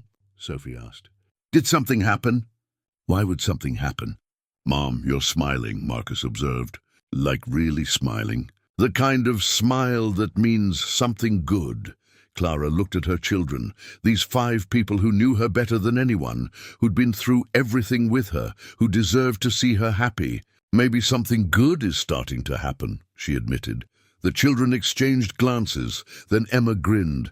About time. That night, Clara took out the worn wedding ring from the kitchen windowsill, the one she'd kept there for 7 years, unable to put it away but unable to wear it either. She held it in her palm, feeling its weight, remembering what it had meant, and accepting what it meant now. It was just metal, just a symbol of something that had ended. It didn't have power over her unless she gave it that power. She opened her jewelry box and placed the ring inside, closing the lid firmly. It was time to stop living in the shadow of the past. It was time to step into whatever came next. Afraid but willing, uncertain but brave. It was time to believe she deserved happiness again. November brought early frost and the first hints of winter. The trees around the Wexler estate stood bare against grey skies, and Daniel worked to winterize the house, sealing windows, checking the furnace, preparing the gardens for dormancy. Clara helped where she could, learning tasks she'd never needed to know in her small rental house, finding satisfaction in the practical work of making a home ready for the cold months ahead. Their relationship existed in a space between friendship and something more, a careful balance of growing closeness and maintained boundaries. Daniel never pushed for more than Clara was ready to give, but his feelings were evident in 1,000 small gestures, the way he saved the warmest spot by the fireplace for her during lunch breaks, the thoughtful questions he asked about her children's lives, the way his face lit up when she arrived each morning. Clara found herself leaning into the connection, allowing herself moments of vulnerability she would have fled from months ago. She told him about her marriage to Richard, about the slow erosion of trust, about the morning he'd left and how she'd felt both devastated and, in some small, terrible way, relieved. Daniel listened without judgment, sharing his own story of loss, how Sarah's illness had been a long goodbye, how he'd felt helpless watching her fade, how grief had hollowed him out until he'd forgotten what it felt like to be whole. "Do you think we ever really get over losing someone?" Clara asked one afternoon as they worked side by side in the library, organizing books that had been boxed up for years. "I don't think it's about getting over it," Daniel said, running his hand along the spine of an old leather-bound volume. "I think it's about learning to carry it. The grief becomes part of you, changes shape, becomes something you can live with instead of something that's killing you. That's wise. That's expensive therapy," he said with a slight smile. 2 years' worth, she laughed, and the sound surprised them both. Laughter had been scarce in the estate, as if the house itself had been holding its breath. But lately, there were more moments like this. Lightness breaking through, joy finding small footholds. The legal battle continued to cast its shadow. Gerald Wexler's attorneys filed motion after motion, each one designed to delay and frustrate. They requested documents, scheduled depositions, leaked information to the press that painted Daniel as a neglectful son who'd abandoned his parents and only returned when there was money to inherit. The local newspaper, eager for a story that sold papers, published an article titled "Prodigal Son or Opportunist" that made Clara so angry she cancelled her subscription. "Don't read it," Daniel advised when she brought it up. "It's not worth the energy. They're lying about you, making you out to be someone you're not. People believe what they want to believe. I can't control that." But she saw how it wore on him, the constant attacks on his character, the insinuation that his grief and his homecoming were nothing but calculated greed. The children had fully accepted Daniel into their lives by now. He came to Marcus's science presentation at school, sat through Maya's first guitar recital despite the painful screeching of beginner chords, helped Sophie study for her history exam. He never tried to replace their father, never claimed authority or attempted to parent, but simply showed up as a steady, caring presence in their lives. Emma, watching this unfold with her 17-year-old wisdom, pulled Clara aside one evening. "You know you love him, right?" she said bluntly. Clara had been folding laundry. She paused, a towel in her hands. "Emma, Mom, I see the way you look at him, the way you talk about him, the way you're different when you come home from the estate, happier, lighter, more like yourself than you've been in years. It's complicated. Love usually is." Emma sat down on the couch, suddenly looking older than her years. "I know you're scared. I know Dad hurt you badly, but Daniel isn't Dad. He's nothing like Dad. I know that. Then what are you waiting for? Permission? Because you have it. All of us, we like him, Mom. We trust him. And we want you to be happy." Clara set down the towel, her eyes stinging with unexpected tears. What if I'm wrong? What if I let myself fall for him and he leaves? I don't know if I could survive that again. Emma came and hugged her mother fiercely. You survived Dad leaving when you had 5 kids under 11 and no money and no support. You could survive anything, but maybe you won't have to. Maybe this time it'll work out. The conversation stayed with Clara, echoing in her thoughts during her quiet moments. She found herself imagining a future that included Daniel, not just as her employer or friend, but as something more. The images came unbidden. Daniel at their dinner table, not as a guest, but as family. Daniel helping Ben with homework. Daniel's hand in hers during school plays and holidays. A life shared, built together, rooted in partnership rather than need. The wanting scared her, but the possibility of it thrilled her too. On the first Monday of December, Clara arrived at the estate to find Daniel standing in the front hall, staring at a large painting that had been uncovered from storage. It depicted the house in summer, the gardens in full bloom, a younger version of Daniel visible in the background with what must have been his parents. I'd forgotten about this, he said as she approached. My mother commissioned it the summer I turned 16. She said she wanted to capture a perfect moment, preserve it forever. Clara studied the painting. The house looked alive in it, loved, full of warmth and family. It's beautiful. She had a tradition. Every year at Christmas, she'd hang fresh garland on the staircase, put candles in every window, fill the house with music and people and laughter. The whole town would come for her Christmas Eve party. His voice grew distant with memory. After she died, when I closed up the house, I thought those days were over, that the house would never feel that way again. Clara heard the longing in his words, the grief for what had been lost. An idea formed in her mind, spontaneous and perhaps foolish, but feeling right nonetheless. What if we brought it back? She said, what if we hosted a Christmas party here? Not as grand as your mother's, maybe, but something to honor her tradition. Daniel turned to look at her. You'd help me with that. Of course. We could invite people from town, show them the restoration work you've done. Let them see this house the way it's meant to be, full of life and warmth.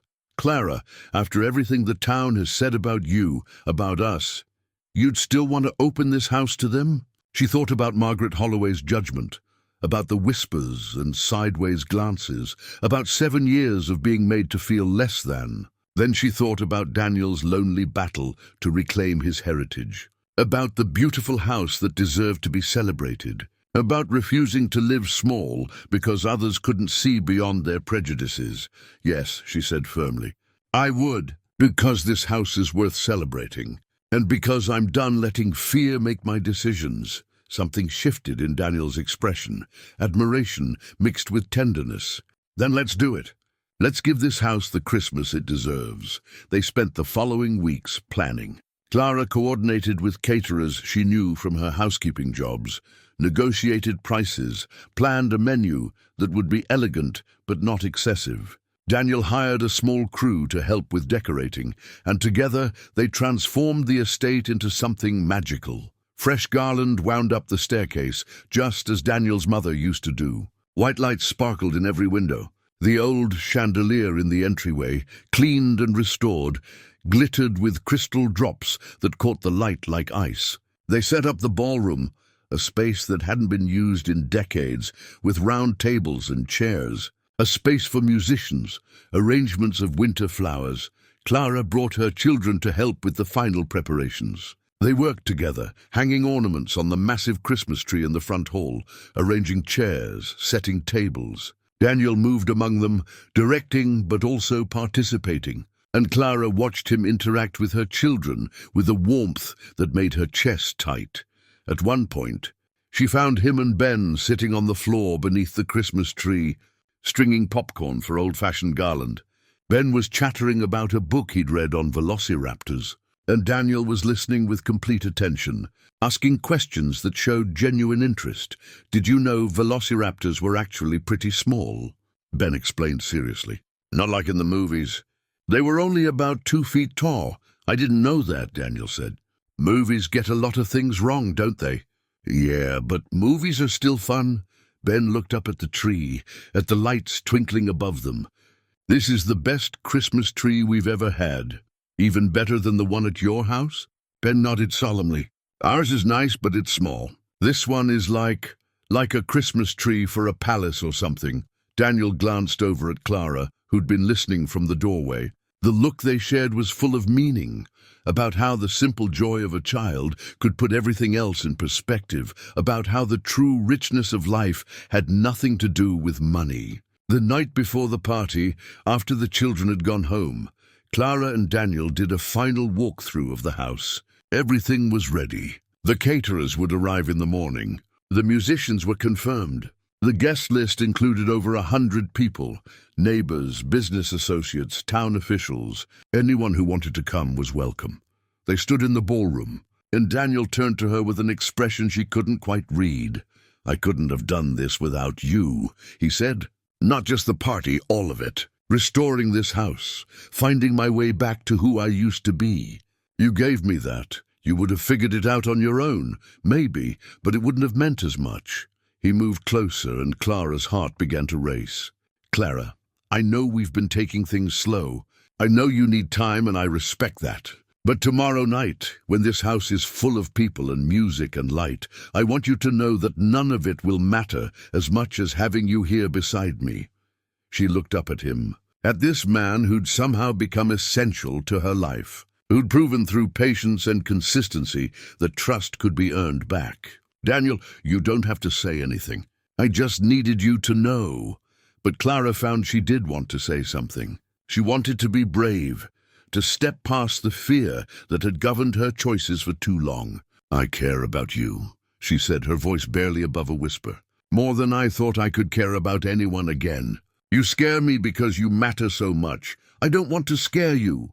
I know. But caring about someone, really caring, means giving them the power to hurt you. And I swore I'd never do that again." Daniel reached out slowly, giving her time to pull away, and cupped her face in his hands. "I can't promise I'll never make mistakes or disappoint you. I'm human, Clara, but I can promise that I will never deliberately hurt you. I will never leave you the way Richard did. I will never make you feel less than the incredible person you are." Tears slipped down her cheeks, and he wiped them away with his thumbs, so gentle it made her ache. "I want to believe you," she whispered. "Then believe me. Take a chance. Trust me with your heart, and I swear I'll guard it like the precious thing it is." Clara closed her eyes, feeling the warmth of his hands, the steadiness of his presence. Then, gathering all her courage, she leaned forward and kissed him. It was soft, tentative, a question and an answer all at once. Daniel's arms came around her, holding her close but not crushing, and she felt something inside her that had been frozen for 7 years begin to thaw. When they finally pulled apart, both breathless, Daniel rested his forehead against hers. "Does this mean—" "It means I'm tired of being afraid," Clara said. "It means I'm choosing to believe that not every story has the same ending. It means, yes, Daniel. Yes to whatever this is between us." His smile was radiant, transforming his whole face. "Thank you," he said simply. "Thank you for taking a chance on me." They stood there in the empty ballroom, holding each other, and Clara felt something she hadn't felt in longer than she could remember. She felt chosen. Not needed, not obligated to, not settling for, but genuinely chosen. And in that moment, she understood that this was what love was supposed to feel like. Not desperate or consuming, not based on necessity or fear of loneliness, but calm and steady and certain, like coming home. The day of the Christmas party arrived with clear skies and temperatures just cold enough to feel festive without being miserable. Clara arrived at the estate early, her children in tow, everyone dressed in their best clothes. Emma wore a deep green dress that brought out her eyes. Sophie had consented to a navy blue outfit that made her look suddenly grown up. The twins were matching in button-down shirts and slacks, squirming but tolerating the formality. Ben wore a tiny bow tie that he kept touching as if to make sure it was real. Daniel met them at the door, looking handsome in a dark suit, his usual casual demeanor transformed into something more polished. But his smile when he saw Clara was the same. Warm, genuine, full of affection that made her heart skip. "You look beautiful," he said, taking in her simple red dress, the one nice outfit she owned that she saved for special occasions. "You clean up pretty well yourself," she replied, and they shared a smile that held the memory of last night's kiss, the promise of something beginning. The caterers arrived, filling the kitchen with controlled chaos.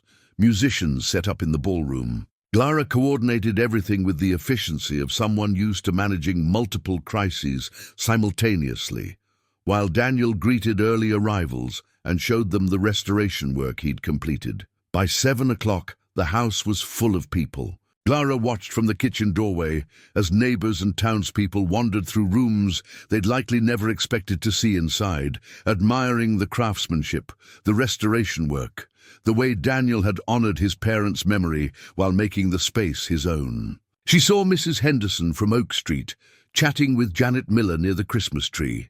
She saw familiar faces from around town, some friendly, some still reserved, and she saw Margaret Holloway arrive with her husband, her sharp eyes taking in every detail with what Clara suspected was a critical eye. "Ready to face the masses?" Daniel appeared at her elbow, offering his arm. "As ready as I'll ever be." They entered the ballroom together, and Clara felt the shift in the room, the conversations that paused, the eyes that turned toward them, the speculation that hummed beneath the surface of polite society. She held her head high, her hand on Daniel's arm, refusing to be diminished by their judgment. Daniel gave a short speech, thanking everyone for coming, talking about his parents and their love for Maple Crossing, about the importance of community and tradition. His words were heartfelt and gracious, and Clara saw some of the skeptical faces begin to soften. The evening unfolded with surprising success. People ate, drank, laughed. The musicians played classic Christmas carols and people sang along. Children, including Clara's, ran through the house in supervised chaos, their excitement infectious. The estate felt alive in a way it hadn't in years, full of warmth and light and the messy, beautiful reality of human connection. Clara found herself in conversation with a rotating cast of townspeople. Some were genuinely warm, asking about her children and complimenting the party. Others were more guarded, their questions edged with curiosity about her relationship with Daniel. She answered honestly but carefully, aware that every word would be repeated and analyzed. Around 9 o'clock, she stepped outside for a breath of fresh air, finding the back terrace empty and peaceful. The sounds of the party drifted through the windows, music and laughter, the hum of successful celebration. She wrapped her arms around herself against the cold and looked up at the stars. "Hiding." Margaret Holloway's voice came from the shadows near the door. Clara turned, keeping her expression neutral, taking a break. "It's been a long day." Margaret stepped into the light spilling from the windows. She looked older than usual, less formidable, almost uncertain. "I owe you an apology," she said abruptly. Clara blinked, surprised. "I'm sorry for what I said at the farmer's market, for judging you without knowing the full story." Margaret looked uncomfortable, as if the words were difficult to form. "I watched you tonight with Daniel, with your children. I saw the way he looks at you, the way you've helped him restore this place, and I realized I was wrong." "Mrs. Holloway, please, let me finish." Margaret took a breath. "I've been the town busybody for too long. I thought I was protecting people, maintaining standards, but really I was just—" She paused, struggling. "I was just afraid of change, of things I didn't understand. You threatened my sense of how things should be. A divorced woman, successful, independent, not needing anyone's approval. It made me uncomfortable, so I tried to make you small." Clara felt the anger she'd been carrying begin to ease. "Why are you telling me this?" "Because my daughter got divorced last year. She lives in Boston with her 2 children, and she's struggling the way you struggled.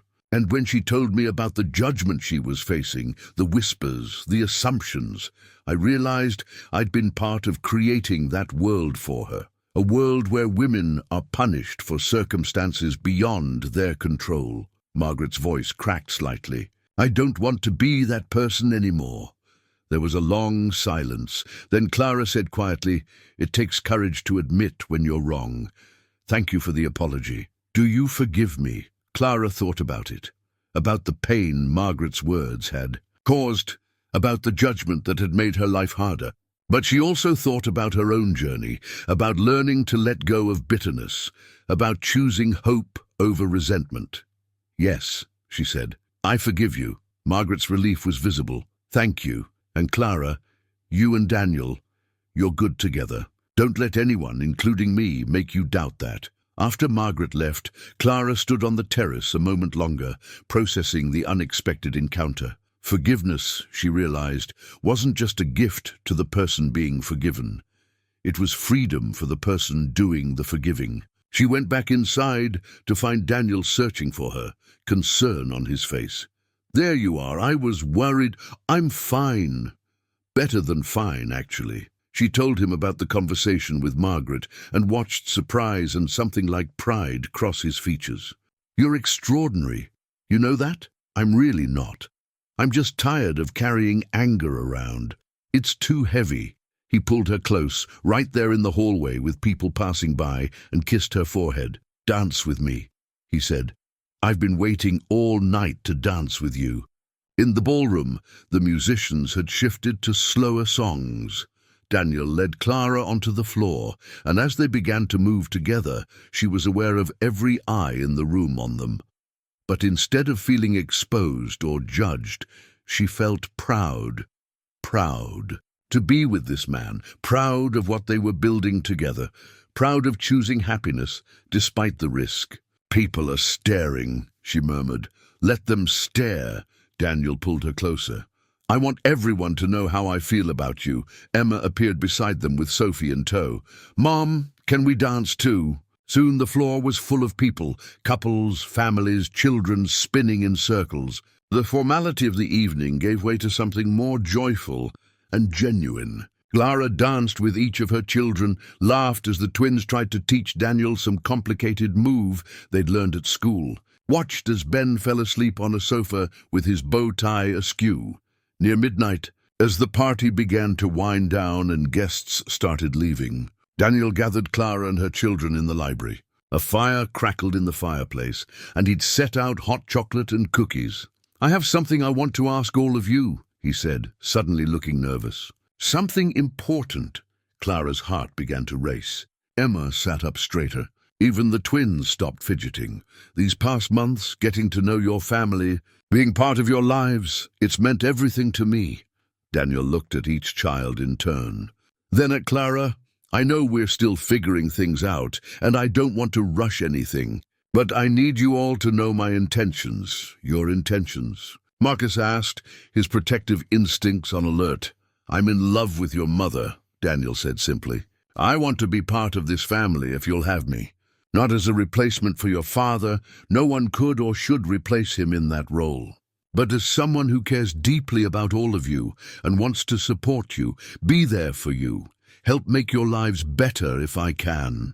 There was a moment of silence. Then Sophie, surprising everyone, spoke up. "Do you promise you won't leave? Because if you're going to leave eventually, it's better to know now." Daniel met her eyes with complete seriousness. "I promise. I'm not going anywhere. Your mother took a chance on me, trusted me with her heart. I won't betray that trust. Not ever." Sophie studied him for a long moment, then nodded. "Okay, then I think it's okay. I think it's better than okay," Emma said, smiling. "I think it's great." The twins exchanged glances and shrugged in unison. "He's pretty cool," Maya said. "And he knows about science," Marcus added. Ben, half asleep in Clara's lap, mumbled, "Does this mean Daniel can come to my school stuff?" "If you want me to," Daniel said gently. "Yeah, I want you to." Clara felt tears streaming down her face. She looked at her children, these 5 incredible people who'd been through so much and remained capable of love and trust, and felt overwhelmed with gratitude. "What about you?" Daniel asked, kneeling in front of her. "What do you want, Clara?" She looked at him, at this man who'd entered her life when she'd least expected it, who'd been patient and kind and steady. who'd proven through actions that love didn't have to hurt, that trust could be rebuilt, that second chances were real. "I want this," she said. "I want you. I want us." He kissed her then, soft and sweet, while her children made various sounds of disgust and delight. When they pulled apart, Ben was clapping, Emma was crying happy tears, and the twins were arguing about something completely unrelated. It was perfect. Messy and chaotic and real and perfect. Later, after the children had fallen asleep in various guest rooms, the party had run too late to drive them home. Clara and Daniel stood in the front hall, looking at the Christmas tree with its twinkling lights. "Thank you for tonight," Clara said, "for including us, for being so open with the kids, for everything. Thank you for saying yes, for taking a chance on me." He wrapped his arms around her from behind, and she leaned back against his chest. "I know we still have challenges ahead. The legal case, the town gossip, figuring out how to blend our lives together. It won't always be easy. Nothing worth having is easy." "No," he agreed. "But with you, I think I can face anything."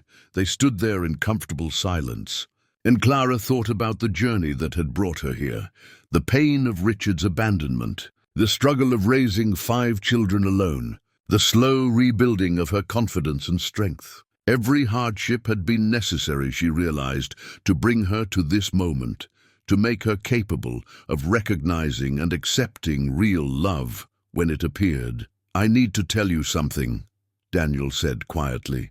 "Something I should have mentioned before." Clara tensed slightly. "What is it?" "The legal case. My attorney thinks Gerald might be willing to settle. He's running out of money for lawyers, and the evidence against his claim is overwhelming. They reached out this week about negotiating." "Daniel, that's wonderful news." "It is, but it means decisions. If we settle, I keep the house, but I have to pay Gerald a significant amount of money. If we go to trial and win, I keep everything, but it could drag on for another year. Either way, the outcome affects you now." "Affects us." Clara turned in his arms to face him. "Whatever you decide, I support you. This is your family legacy, your choice to make. But it's not just mine anymore, is it? If we're building a future together, these decisions affect both of us." The weight of what he was saying hit her. He was including her in the most important decisions of his life, treating her as a partner, an equal, not asking her to simply go along with his choices, but genuinely seeking her input. "What do you want to do?" she asked. "I want to settle. I want this fight to be over. The house matters, but it's not worth years of legal battles and stress. I want to move forward with our lives, not stay stuck in the past." "Then settle," Clara said firmly. "Make peace with it and move on. Your parents would understand." He searched her face. "You're sure?" "I'm sure. Life's too short to spend it fighting battles that don't really matter. The house is important, but you and me and the kids, that's what really matters." Daniel kissed her again, deeper this time, full of gratitude and love and promise. When they finally pulled apart, both breathless, he rested his forehead against hers. "Marry me," he whispered. Clara's heart stopped. "What? Not now. I know it's too soon. But someday, when you're ready. Marry me, Clara. Let me be your husband. Let me help raise your children. Let me spend the rest of my life proving that you made the right choice in trusting me." She looked up at him, at this good man who'd somehow found her in her broken-down life and seen something worth loving. The question should have terrified her. A year ago, 6 months ago, even a month ago, it would have sent her running. But now, yes, she said, someday, when we're both ready. Yes, his smile could have lit the entire house. He spun her around, both of them laughing like teenagers, giddy with possibility and hope, and the beautiful uncertainty of a future built together. Outside, snow began to fall, the first snow of the season, soft and silent, covering the grounds of the estate in white. Through the windows, they watched it accumulate, transforming the world into something clean and new. A new beginning, Clara thought. For both of them. For all of them, and this time she wasn't afraid. The week after the Christmas party passed, in a glow of contentment, Daniel's attorney moved forward with settlement negotiations, and the end of the legal battle seemed finally within reach. Clara and Daniel spent their time together openly now, no longer hiding their relationship or worrying about town gossip. They'd been tested by judgment and emerged stronger, more certain of each other. On the third Monday in December, Clara arrived at the estate to find Daniel's car already in the driveway, which was unusual. He typically went for an early morning run before she arrived. She let herself in with her key and called out his name. "In the kitchen," he answered, and something in his tone made her quicken her pace. She found him sitting at the table, staring at an envelope, his face pale and drawn. Several other envelopes lay scattered around him, all official-looking, all opened. "Daniel, what's wrong?" He looked up at her, and she saw something in his eyes she'd never seen before. Not just worry, but genuine fear. "Sit down," he said quietly. "Please." Clara's heart began to pound. She sat across from him, reaching for his hand. "What happened?" "Gerald's legal team sent this." He pushed the main envelope toward her. "They've filed a separate lawsuit. Not just about the estate." Clara pulled out the papers and began to read. The legal language was dense, but the meaning became clear quickly enough. Gerald Wexler wasn't just claiming the estate. He was claiming that Daniel had coerced his elderly father into changing his will, that he'd taken advantage of a man in declining mental health, that he'd isolated his parents from other family members deliberately. "This is ridiculous," Clara said. "Your father was perfectly sound when he made his will. Your attorney said so. Keep reading." She did, and felt her blood run cold. The lawsuit named Clara specifically. It claimed that she was part of the scheme, that she'd been hired to care for the property as part of a plan to isolate Daniel from scrutiny, that their relationship was fabricated to create the appearance of Daniel being settled and respectable. They're saying, "I helped you defraud your family." Clara's voice was barely a whisper. "Worse, they're implying you're a con artist, that you targeted me deliberately because of my wealth, that everything between us has been calculated." Daniel's hands were shaking. "Clara, they've hired a private investigator. They've been following you, documenting everywhere you go, everyone you talk to. They have photographs of you and me together, of you with the children at the museum. They're trying to build a case that you've been manipulating me." Clara felt sick. "But none of that is true. We can prove it. We have witnesses, documentation of when we met, how there's more." Daniel's voice broke slightly. "They found Richard." The world seemed to tilt. "What? Your ex-husband?" "Gerald's team tracked him down in Nevada. And Clara, he's willing to testify against you." "That's not possible." "Richard hasn't seen me or the children in 7 years. What could he possibly testify about?" Daniel pulled out another document, and Clara recognized it with a sinking feeling. It was a deposition transcript. Richard's words, sworn and notarized. She forced herself to read it. With each sentence, the betrayal cut deeper. Richard claimed that Clara had always been ambitious, that she'd married him for his earning potential and left when he couldn't provide the lifestyle she wanted. He said she'd poisoned the children against him, made it impossible for him to see them, used them as weapons in their divorce. He painted her as cold, calculating, someone who'd do anything for money and security. It was all lies, every single word. But it was official testimony, sworn under oath, and it would be part of the legal record. Why would he do this? Clara's voice was hollow. "He left us. He abandoned his children. Why would he come back now to destroy me?"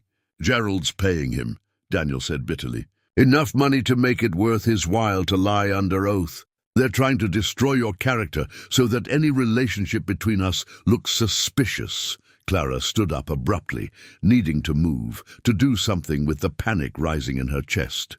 "This is insane. We haven't done anything wrong. We fell in love. That's not a crime.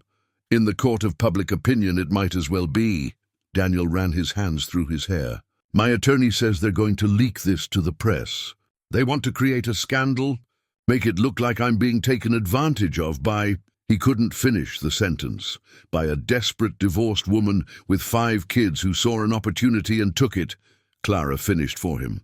The old shame tried to rise up, the voice that said she wasn't good enough, that people like her didn't get happy endings. She thought of her children. Of Emma applying to colleges, of Sophie's hard-won trust, of the twins and Ben, who'd finally started to feel secure again. This lawsuit, this scandal would touch all of them. Their names would be in the papers. Their classmates would see the stories, read the accusations. "I have to quit," she said suddenly.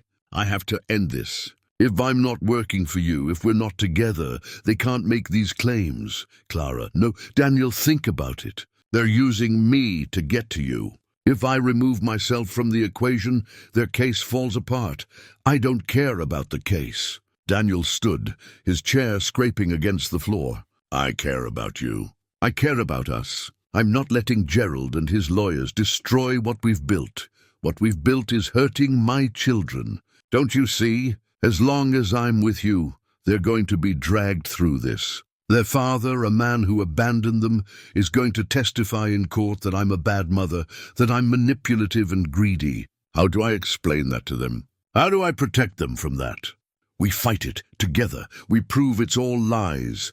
Clara shook her head, tears streaming down her face. "You don't understand. It doesn't matter if we prove it's lies. The damage will be done. People will always wonder. They'll always question whether you were taken advantage of, whether I was really just after your money. And my children, they'll carry that stigma for the rest of their lives." She moved toward the door, but Daniel caught her hand.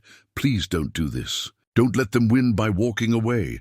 I'm not letting them win. I'm protecting my family. It's what I've always done. Will your family now too? Me, this house, the life we're building?" "No." The word came out harder than she intended. "You're not my family.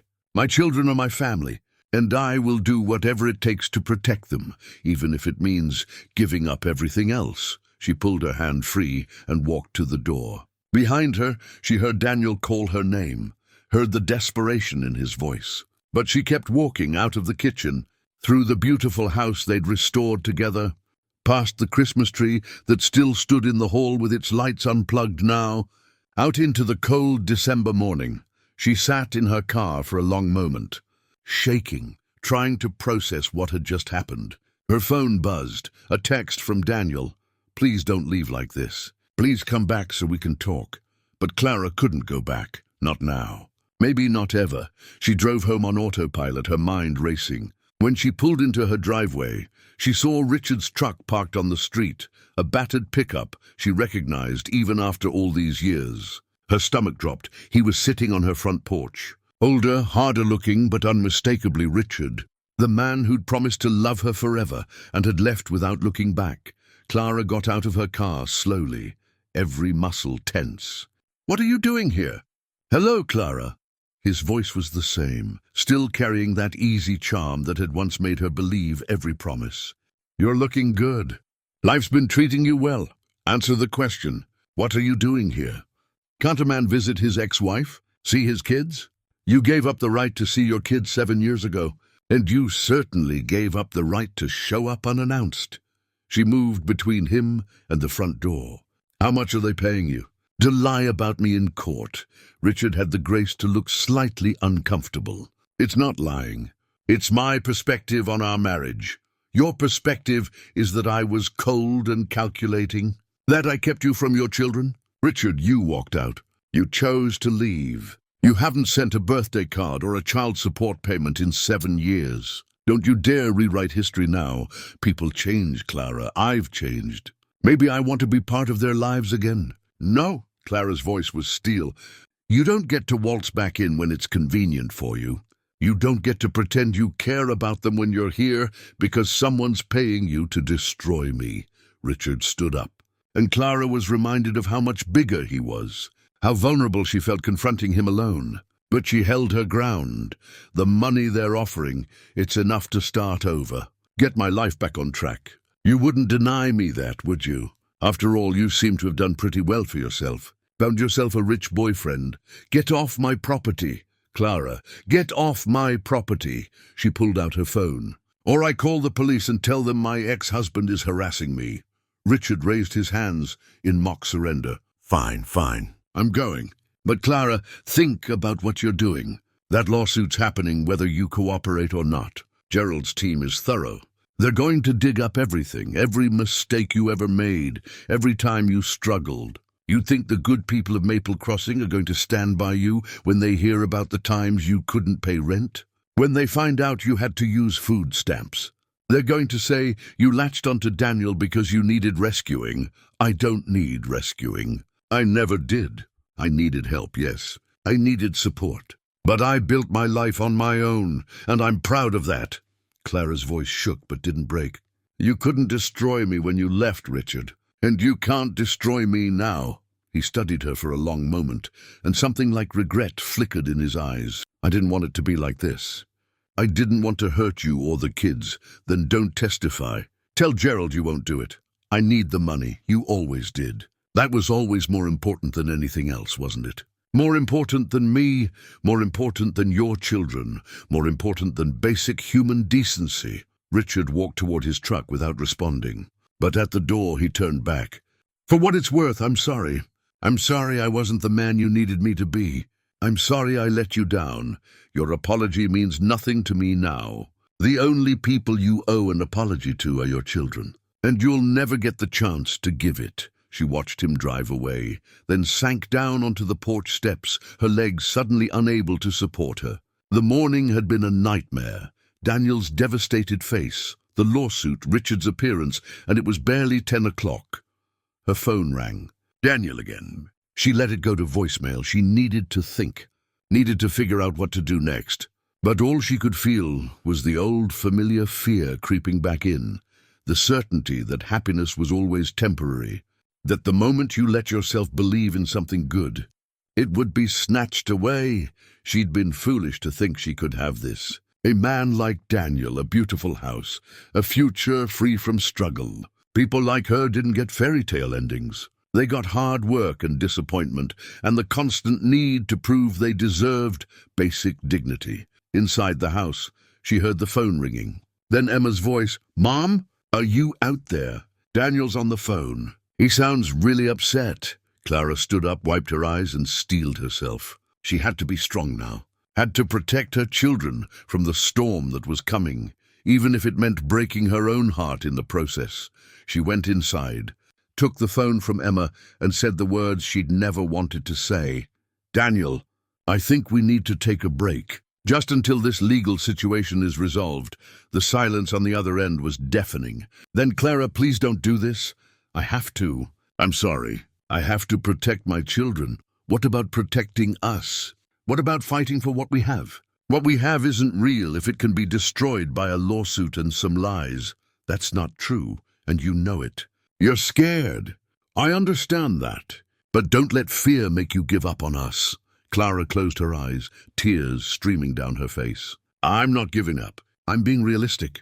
Goodbye, Daniel. She hung up before he could respond, before she could change her mind, before she could let him talk her into believing that love was enough to overcome anything, because she'd learned the hard way that it wasn't. Love wasn't enough when you had 5 children depending on you.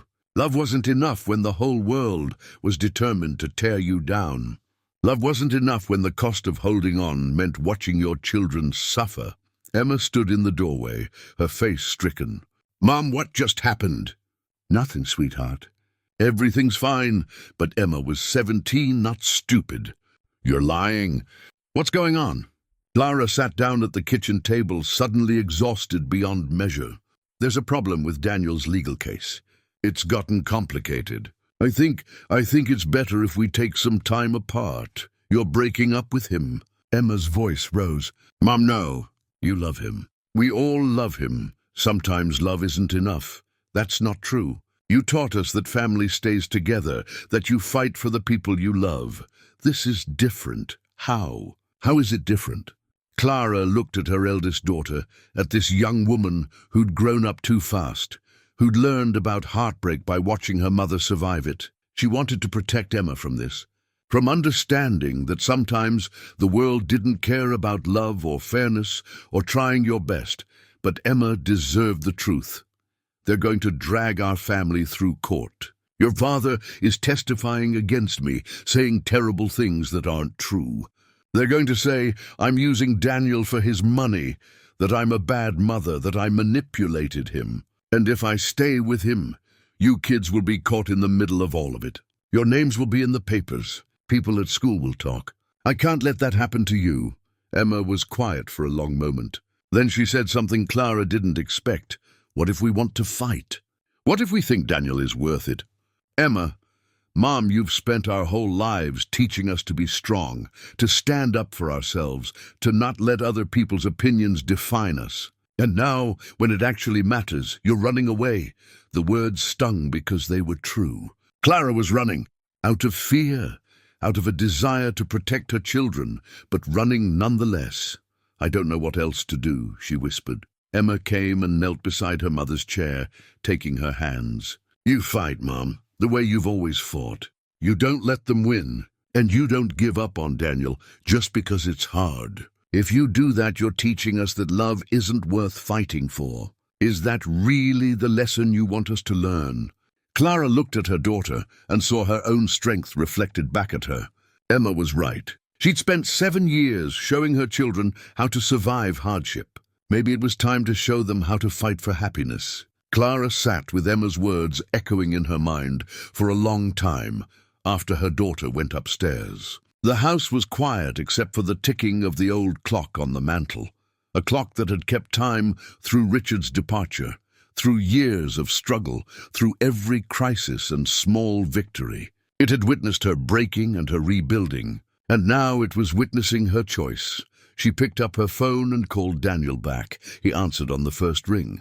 "Clara, I'm sorry," she said before he could continue. "I'm sorry I panicked. I'm sorry I tried to run. Emma just gave me a lecture about fighting for what matters, and she was right." She heard his exhale of relief. "Thank God, Clara, we can get through this. My attorney is already working on a response. I need to see you tonight. Can you come to the house?" "I'll be there in 20 minutes. Clara spent those 20 minutes gathering her children.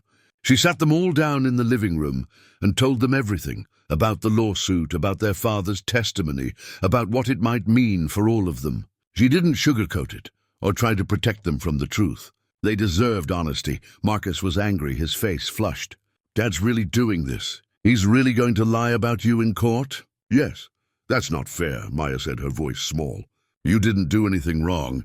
Life isn't always fair, sweetheart. But we have a choice. We can let this destroy us, or we can fight back." Sophie, who'd been quiet, spoke up. "If we fight, it's going to be bad, isn't it? People are going to say things about us." "Probably," Clara admitted. "It might get ugly. People might look at us differently. There might be newspaper articles and gossip and—" "I don't care," Sophie interrupted. "I don't care what people say. Daniel's been good to us. He makes you happy. We're not letting them take that away." Ben, sitting in Clara's lap, looked up at her with serious eyes. "Are they going to make Daniel go away?" "Not if we can help it, baby. Good, I like Daniel. He promised to take me to see the dinosaurs again." When Daniel arrived, the children greeted him with fierce hugs that seemed to surprise and move him. He sat down with all of them, and together they began to plan their strategy. "The hearing is in 2 weeks, Daniel explained. "My attorney Jennifer says we need to prove that our relationship is genuine, that you had no ulterior motive in working for me or being with me. We need character witnesses, documentation, anything that shows the progression of our relationship was natural." "I kept all my pay stubs," Clara said. "Every record of ours worked. I can show that I was paid fairly, that there was nothing inappropriate about the employment arrangement. And we have witnesses," Emma added. "People who saw you together, who can testify about how the relationship developed. Mrs. Henderson, Janet Miller, people from the Christmas party." Daniel nodded.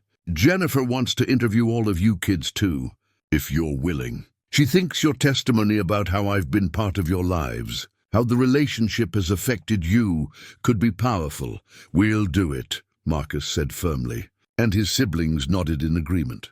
Over the following days, Clara and Daniel worked with Jennifer to build their case. They gathered evidence, photographs, text messages, emails, witness statements. Mrs. Henderson provided a glowing account of watching their relationship develop.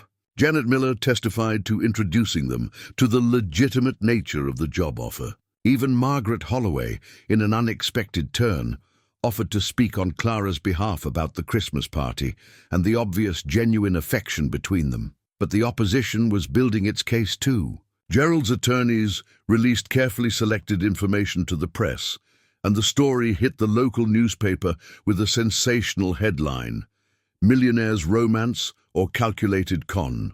Legal battle raises questions about Wexler estate inheritance. The article painted Clara in the worst possible light: divorced mother of 5, financially struggling, conveniently hired by wealthy bachelor just months before his legal battle over a multi-million-dollar estate. It quoted Richard extensively, his lies given equal weight to the truth. It questioned whether Daniel, in his grief over losing his wife, had been vulnerable to manipulation. Clara read the article standing in the checkout line at the grocery store, feeling the stares of other customers, hearing the whispers. She held her head high, paid for her groceries, and walked out with as much dignity as she could muster. But in the car, she allowed herself a moment to feel the weight of it, the unfairness, the cruelty of having her life reduced to a tabloid story, of having her love for Daniel questioned and examined and found suspicious by people who didn't know her at all. Her phone rang. "Daniel, I saw the article," he said without preamble. "Clara, I'm so sorry. Stop apologizing for things that aren't your fault. This is my fault. If I'd never hired you, if we'd never gotten involved, then I'd still be struggling to make ends meet, and you'd still be alone in that big house, and we'd both be miserable. Daniel, I don't regret any of this. I'm angry, yes. I'm hurt that people believe these lies. But I don't regret you. I don't regret us." She heard his voice thicken with emotion. "I love you. You know that, right? Whatever happens, whatever the court decides, that doesn't change. I love you too. And we're going to win this. We have to. The children face their own battles. Emma's friends at school were supportive, but there were others who whispered and pointed. Sophie got into a shouting match with a girl who called their mother a gold digger. Marcus punched a boy who suggested Clara was working her way up through Maple Crossing's wealthy residents. The principal called, and Clara had to defend her son's actions while also disciplining him for fighting. "I know why you did it," she told Marcus that evening as they sat on the porch together. "And part of me is proud that you defended me. But violence isn't the answer, sweetheart. What is the answer then? Just letting them say whatever they want? The answer is living our truth so loudly that the lies become obvious. The answer is showing them through our actions and our character that they're wrong. That's going to take a long time." "Yes," Clara agreed. "But we have time, and we have each other. That's all we need." Daniel, meanwhile, was dealing with his own confrontations.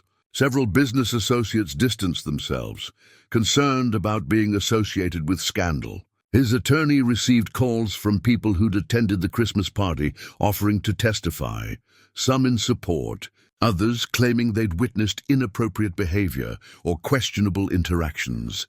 Through it all, Jennifer worked tirelessly to prepare their case. She interviewed the children, recorded their statements about Daniel's role in their lives. She gathered financial records proving that Clara's employment had been above board, that there'd been no unusual payments or gifts that might suggest impropriety. She tracked down former employers of Clara's who testified to her work ethic and character. "The problem," Jennifer explained during a strategy session at the estate, "is that we're fighting perception as much as facts. Gerald's team is building a narrative. Wealthy grieving widower, struggling single mother, convenient timing. Even if every fact is on our side, that narrative has power. So what do?" Daniel asked. "We build a better narrative. We show the court who you really are, both of you. We show them a genuine relationship built on mutual respect and affection. We show them Clara's strength and independence, that she's not someone who needs rescuing. We show them your character, Daniel, your genuine desire to honor your parents' memory and build a life here. And Richard," Clara asked quietly, "how do we counter his testimony?" Jennifer's expression hardened. "We discredit him. We show that he's being paid to lie, that he abandoned his children and has no moral authority to judge anyone. We bring in teachers, counselors, anyone who can testify to the children's well-being under your sole care. We prove he's a hired gun, not a credible witness. Will it be enough? I think so. But Clara, you need to be prepared. They're going to put you on the stand. They're going to ask you difficult questions about your finances, your relationship with Daniel, your marriage to Richard. They're going to try to make you look desperate or calculating. You have to stay calm, tell the truth and not let them rattle you. Clara nodded, even as her stomach churned with anxiety. The thought of sitting in a courtroom, being interrogated about her life, her choices, her love, it was terrifying. That night, after another long day of preparation, Clara sat with Daniel in the library of the estate. A fire crackled in the fireplace, and they'd made hot chocolate the way his mother used to make it, with real cream and a touch of cinnamon. "Are you scared?" Daniel asked. "Terrified," Clara admitted. "Not just of losing, but of what this is doing to the kids. Emma's applying to colleges and having to explain why her mother is in the news. Sophie's building walls again, the way she did after Richard left. The twins are angry all the time. Even Ben, he asked me yesterday if people thought I was a bad person. What did you tell him?" "I told him that some people might think that, but what matters is what we know about ourselves. What the people who love us know about us." She took a sip of her cocoa. "But Daniel, what if we lose? What if the court believes Gerald's version of events? Then we appeal. We keep fighting. But at what cost? How much more can we put the children through?" Daniel set down his mug and took her hands. "Clara, look at me. Whatever happens in court, whatever the judgment says, it doesn't change what's true. I love you. You love me. We've built something real and good together. No court can take that away unless we let them. But the house is just a house. Yes, it matters to me. Yes, I want to keep it. But I'd give up every brick and board before I'd give up you. Before I'd give up us." Clara felt tears slip down her cheeks. "How did I get so lucky? To find you when I'd given up on ever finding anyone? I think we found each other at exactly the right time, when we were both ready." He wiped her tears gently with his thumbs. "And we're going to get through this, together." They sat by the fire until it burned down to embers, talking about everything and nothing, about their fears and hopes, about the children's futures, about what they'd do after the trial was over. They made plans tentatively, as if speaking them aloud might jinx them. But the planning itself was a form of faith, a refusal to let fear dictate their future. The week before the hearing, Clara took the children to visit the Wexler estate one afternoon. Daniel had been working on the gardens, preparing them for spring, and he showed the kids the bulbs he'd planted, tulips and daffodils that would bloom in a few months. A promise of renewal and beauty to come. "Will we still be able to come here?" Ben asked, looking around at the grounds he'd grown to love. "After the court thing?" "Yes," Daniel said firmly. "No matter what happens, you'll always be welcome here. This is your place too now." They had an impromptu picnic on the back terrace, despite the December cold, wrapped in blankets and drinking hot cider. The children played in the garden, while Clara and Daniel watched. And she found herself memorizing the moment, the sound of their laughter, the weak winter sunlight, the feeling of Daniel's arm around her shoulders. "I want to marry you," she said suddenly. "Not someday, soon. As soon as this is over, whatever the outcome, I want to marry you." Daniel turned to look at her, surprise and joy warring in his expression. "Are you sure?" "I've never been more sure of anything." "I love you, Daniel Wexler. I want to build a life with you. I want our children, because they're our children now, all 5 of them, to grow up seeing what real love looks like. I want to stop being afraid and start being brave." He kissed her then, deep and sure, and the children cheered from the garden, making them both laugh. "Then we'll do it," Daniel said. "The day after the hearing, win or lose, we'll go to the courthouse and make it official. No big wedding, no fuss, just us and the kids and a commitment that nothing can break. Promise?" "I promise." The night before the hearing, Clara couldn't sleep. She lay in bed staring at the ceiling, running through testimony in her mind, imagining all the ways it could go wrong. Around midnight, she gave up on sleep and went downstairs, only to find Emma sitting at the kitchen table with a cup of tea. "Can't sleep either." Emma asked. Clara sat down across from her daughter. Too much on my mind. Mom, can I tell you something? Always. Emma wrapped her hands around her mug, gathering her thoughts. When Dad left, I was so angry. Not just at him, but at you, too. I was 10, and I didn't understand why you couldn't make him stay, why you couldn't fix our family. I blamed you for not being enough to keep him. Clara's heart ached. Emma, I never knew. Let me finish. I blamed you, and then I watched you work yourself to the bone trying to take care of us. I watched you go without, so we could have what we needed. I watched you get stronger and braver and more amazing every single day. And somewhere along the way, I realized that Dad didn't leave because you weren't enough. He left because he wasn't enough. Not strong enough, not brave enough, not good enough to deserve you. Tears streamed down Clara's face. Sweetheart. And now, watching you with Daniel, watching you let yourself be happy and loved, Mom, you're teaching me what I should look for in a partner someday. Someone who sees your strength and celebrates it instead of being threatened by it. Someone who shows up and stays. Someone who loves not just you, but all of us. Who understands that we're a package deal. When did you get so wise? Emma smiled. I had a good teacher. So tomorrow, when you're in that courtroom and they're trying to tear you down, I want you to remember something. You're not there as some desperate woman who trapped a rich man. You're there as a woman who survived hell and came out stronger, who raised 5 incredible kids on her own, who worked harder than anyone should have to work, and who deserves every bit of happiness she's found. Don't let them make you forget that. Clara reached across the table and took her daughter's hand. Thank you for believing in me, for being exactly who you are. We all believe in you, Mom. All of us. And tomorrow, we're going to be right there with you, showing the world what this family is really made of. The morning of the hearing dawned cold and clear. Clara, dressed carefully in a navy suit she'd borrowed from Janet Miller, wanting to look professional and capable. Daniel picked them up, all of them, because the children had insisted on being there. Even Ben, who would wait with Mrs. Henderson in the hallway. The courthouse was an old stone building in the county seat, imposing and formal. As they walked up the steps, Clara saw reporters with cameras, people gathered to watch the spectacle. She held her head high, Daniel's hand firm in hers, her children flanking them like a protective guard. Inside, they met with Jennifer one final time before entering the courtroom. Remember, Jennifer said, looking at Clara intently, answer only the questions asked. Don't volunteer information. Stay calm, tell the truth, and trust that the truth is enough. Clara nodded, her mouth dry with nerves. Are you ready? Daniel asked. She looked at him, at this man who'd changed everything, who'd shown her that second chances were real.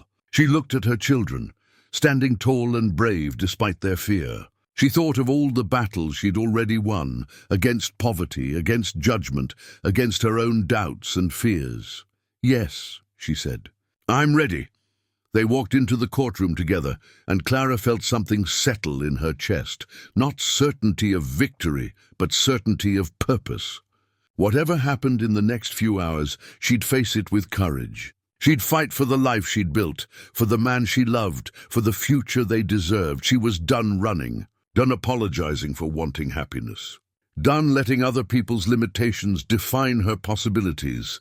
It was time to fight. The courtroom was smaller than Clara had imagined, more intimate and somehow more intimidating for it. Oak-paneled walls, high windows that let in winter light, rows of wooden benches already filling with spectators. She recognized faces from Maple Crossing, some friendly, some curious, some openly hostile. Margaret Holloway sat near the front, offering Clara an encouraging nod.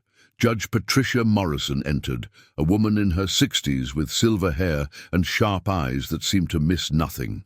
Everyone rose, then settled again as she took her seat. We're here today, Judge Morrison began, to address the matter of Gerald Wexler versus Daniel Wexler, specifically regarding the validity of the estate inheritance and allegations of undue influence. I've reviewed the briefs from both parties. We'll hear opening statements, then proceed to witness testimony. Let's begin. Gerald's attorney, a polished man named Harrison Bates, stood first. He was exactly what Clara had expected. Expensive suit, confident demeanor. The kind of lawyer who made his living making people believe lies, Your Honor. This case is about a vulnerable man taken advantage of at his lowest point. Daniel Wexler, grieving his wife, returned to Maple Crossing emotionally fragile. Within months, he became involved with Clara Evans, a woman in desperate financial circumstances with 5 children to support. The timing is suspect. The progression of their relationship, from employer-employee to romantic partners, raises serious questions about Mrs. Evans's motives and Mr. Wexler's judgment. Clara felt Daniel tense beside her, but Jennifer had prepared them for this. They sat still, expressions neutral, letting Bates spin his narrative. We will show that Mrs. Evans deliberately positioned herself to become indispensable to Mr. Wexler, that she exploited his grief and loneliness, that she used her children to create a false sense of family, all in pursuit of access to the Wexler fortune. Furthermore, we will demonstrate that Mr. Wexler's father, in his final years, was not of sound mind when he excluded other family members from his will, and that Daniel Wexler isolated his parents to maintain control over their assets. When Bates sat down, Jennifer rose. She was younger than Bates, less polished perhaps, but there was steel in her bearing. Your Honor, this case is actually quite simple. It's about a man who came home to honor his parents' memory, restore their house, and build a new life. It's about a woman who worked hard, raised her children well, and happened to meet someone who saw her worth. Gerald Wexler, who never once visited his uncle and aunt while they were alive, now suddenly claims to care deeply about family legacy, but only after learning the value of the estate he might inherit. Jennifer paced slowly, her voice measured and clear. We will show that Clara Evans entered into a legitimate employment arrangement, that she performed her duties professionally, that any relationship that developed did so naturally over time. We will show that Daniel Wexler's parents were of completely sound mind, that they made their wishes clear in a legally valid will, and that this lawsuit is nothing more than a money grab by a distant relative who couldn't be bothered to show up when it mattered. Judge Morrison nodded. Proceed with your first witness, Mr. Bates. Bates called Richard to the stand. Clara's hands clenched in her lap as her ex-husband was sworn in. He looked different than he had on her porch, cleaner, more respectable in a borrowed suit. His expression carefully arranged into something resembling regret and concern. Bates led him through a series of questions designed to paint Clara as manipulative and money-hungry. Richard played his part well, describing their marriage as troubled by Clara's ambitions and dissatisfaction with their modest life. She always wanted more, Richard said, his voice carrying a note of sadness that made Clara's blood boil. More money, a bigger house, a different life than I could provide. When I couldn't give her what she wanted, she made it clear I was a disappointment. And the children? Bates asked. How did she use them? She turned them against me. Made it impossible for me to have a relationship with them after the divorce. She wanted full control of them, of everything. Clara watched Jennifer take notes, her expression unreadable. They'd prepared for this, knew it was coming. But hearing the lies told so smoothly still hurt. When Jennifer stood for cross-examination, her first question was deceptively simple. Mr. Evans, when did you last see your children? Richard shifted in his seat. It's been a few years, 7 years, isn't it? You left on a Tuesday morning in January, took what money you could access, and haven't seen them since. Is that accurate? The situation was complicated. Yes or no, Mr. Evans? Have you seen your children in the past 7 years? No. Have you called them? Sent birthday cards? Made any attempt at contact? No, but Clara made it difficult. Mr. Evans, you're under oath. Did Clara Evans ever obtain a restraining order against you? No. Did she ever refuse your attempts to contact the children? No, but so you simply chose not to contact them. Is that correct? Richard's jaw tightened. I needed time to get my life together. 7 years? Jennifer's voice was sharp. And in those 7 years, how much child support have you paid? I had financial difficulties. The answer is $0, isn't it? Not a single penny in 7 years. I couldn't afford, yet you could afford to fly here from Nevada, rent a truck, and prepare testimony for this case. Who's paying for that, Mr. Evans? Richard glanced at Bates, who looked irritated. I'm receiving compensation for my time and expenses. How much compensation? Objection, Bates interjected. Relevance? Your Honor, it's directly relevant to the witness's credibility and potential bias, Jennifer countered. Judge Morrison considered. I'll allow it. Answer the question, Mr. Evans. Richard cleared his throat. $25,000. A murmur ran through the courtroom. Jennifer let it settle before continuing. So let me make sure I understand. You abandoned your 5 children 7 years ago, paid no support, made no contact, but now you're being paid $25,000 to testify that their mother is manipulative and money-hungry. Do you see the irony in that? I'm telling the truth about what our marriage was like, are you? Let's examine that truth. You claim Clara wanted more money, a bigger house. What was your income during your marriage? I worked construction, made decent money. According to tax records, your highest earning year was $32,000. And you spent significant portions of that at casinos, didn't you? Richard's face flushed. I had a gambling problem, yes, which you hid from Clara, which you lied about, which depleted your family's savings multiple times. I was sick. Addiction is an illness. I'm not disputing that. I'm establishing that Clara Evans worked multiple jobs to support 5 children, while you gambled away their security. That doesn't sound like a woman chasing money for luxury. That sounds like a woman trying to survive. Jennifer pulled out a document. This is a statement from your youngest child's teacher, written 3 years ago. She describes Ben as well cared for, happy, thriving despite having no father figure. She notes that Clara attended every parent-teacher conference, every school event, that she volunteered despite working 2 jobs. Does that sound like the manipulative, neglectful mother you've described? I didn't say she was neglectful. You said she used the children. You said she turned them against you. But the evidence shows she raised them alone, with no help from you, and did a remarkable job. Isn't the truth that you're here because Gerald Wexler's team is paying you to destroy her character? I'm here because I have a right to speak about my marriage. Your marriage ended 7 years ago when you walked out. You gave up any right to judge Clara Evans when you abandoned your responsibilities. No further questions. Richard left the stand looking shaken, his testimony effectively dismantled. Clara felt a small surge of hope, but Bates wasn't finished. He called several witnesses who'd attended the Christmas party, people who testified to seeing Clara and Daniel together, to the suspicious timing of their relationship. He called a financial expert who outlined Clara's debts, her struggles, painting a picture of desperate circumstances. Through it all, Clara sat still, her face calm even as her heart raced.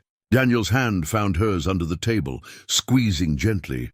Then Bates called Clara to the stand. Her legs felt unsteady as she walked forward, was sworn in, took her seat. She looked out at the courtroom, at her children sitting in the front row, their faces anxious and hopeful. And Daniel, whose love for her was written clearly in every line of his face. At the people of Maple Crossing, watching to see if she would crumble. She wouldn't. Not today. Mrs. Evans, Bates began, his voice smooth and slightly condescending. Or is it Miss Evans? I understand you've reverted to your maiden name. It's Miss Evans. And yes, after my divorce, I chose to use my maiden name. Why was that? I wanted a fresh start. And I wanted my children to have a name I could be proud of. Bates smiled slightly, as if she'd walked into a trap. A fresh start. That's interesting. Because within months of taking a job with Daniel Wexler, you'd initiated a romantic relationship with him. Is that your idea of professional boundaries? I didn't initiate anything. Our relationship developed naturally over time, based on mutual respect and shared values. Shared values. Like wealth? Mr. Wexler is worth millions. That must have been appealing to a woman in your circumstances.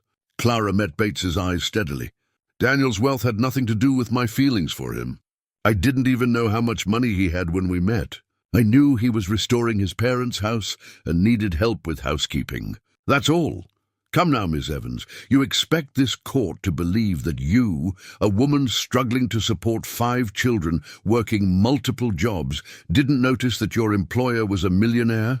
I noticed he had a beautiful house. I noticed he was kind and lonely and grieving. I noticed he treated me with respect. Those things mattered to me. The money didn't. Bates pulled out a document. According to your bank records, before you started working for Mr. Wexler, you were frequently overdrawn. You had credit card debt, medical bills, you were behind on rent. Desperate circumstances, wouldn't you say? I was struggling, yes, like millions of single parents struggle. But I was managing. I always found a way. And then Daniel Wexler appeared like a knight in shining armor, offering you $25 an hour, nearly double your usual rate. That must have felt like salvation.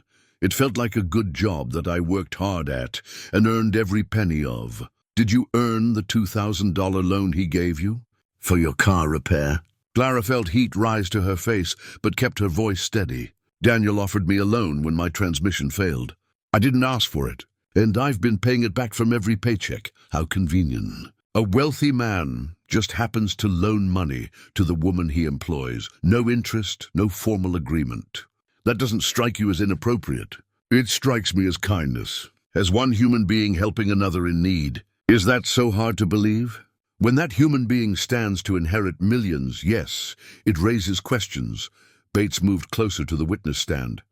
Let's talk about the Christmas party. You helped plan and execute an elaborate event at the Wexler estate. You brought your children. You acted as hostess alongside Mr. Wexler. That's quite a leap from housekeeper, isn't it? Daniel wanted to honor his mother's tradition of hosting the community. I helped because I cared about him and wanted to support what mattered to him, or because you were establishing yourself as the lady of the house, positioning yourself as his partner to the entire town. I was being his friend. His partner, yes, but not in the calculating way you're implying. Bates changed tactics. Miss Evans, you've been divorced for 7 years. In that time, have you dated anyone else? No. No one at all. 7 years of being single, and then suddenly you fall in love with a millionaire. The timing doesn't concern you? Clara took a deep breath, feeling the weight of the question, the implication beneath it. The timing makes perfect sense, actually. After my divorce, I was too hurt, too busy, too focused on my children to even think about dating. I built walls to protect myself. And then I met Daniel, and slowly, carefully, those walls came down. Not because of his money, but because of who he is as a person. How poetic, Bates said dryly. Tell me, Miss Evans, what did you think when you first saw the Wexler estate? I thought it was beautiful, and that it needed a lot of work. Did you imagine yourself living there? No, I imagined cleaning it. That's what I was hired to do. But now you do imagine living there, don't you? You and your 5 children in that mansion, living the life you always wanted. Clara's temper flared, but she controlled it, channeling it into steady, clear words. Mr. Bates, let me tell you what I imagine. I imagine a life with a man who respects me, who loves my children, who shows up every day and does the hard work of building a relationship. I imagine teaching my children that love isn't about money or status. It's about character and commitment. I imagine being happy with someone who deserves my trust. The house is irrelevant. I'd live in a tent with Daniel Wexler if it meant being with someone that good. A ripple went through the courtroom. Judge Morrison's expression shifted slightly, though she remained impassive. Bates pressed on. Your eldest daughter's applying to colleges. Expensive schools. Wouldn't it be convenient to have access to Mr. Wexler's wealth for those tuition bills? I've been saving for Emma's education since she was born, and she's earned scholarships. We'll find a way to pay for college the same way we found a way to pay for everything else through hard work and planning, but it would be easier with Mr. Wexler's money. Lots of things would be easier with money. That doesn't mean I'm with Daniel to get it. Bates paused, consulting his notes. Let's talk about your children. You brought them to the estate frequently, didn't you? Let them spend time with Mr. Wexler. Yes. Isn't it true that you used your children to create an emotional bond, to make Mr. Wexler feel like part of a family? Clara's eyes flashed. I introduced the man I care about to the children I love. That's what people do when they're building a relationship.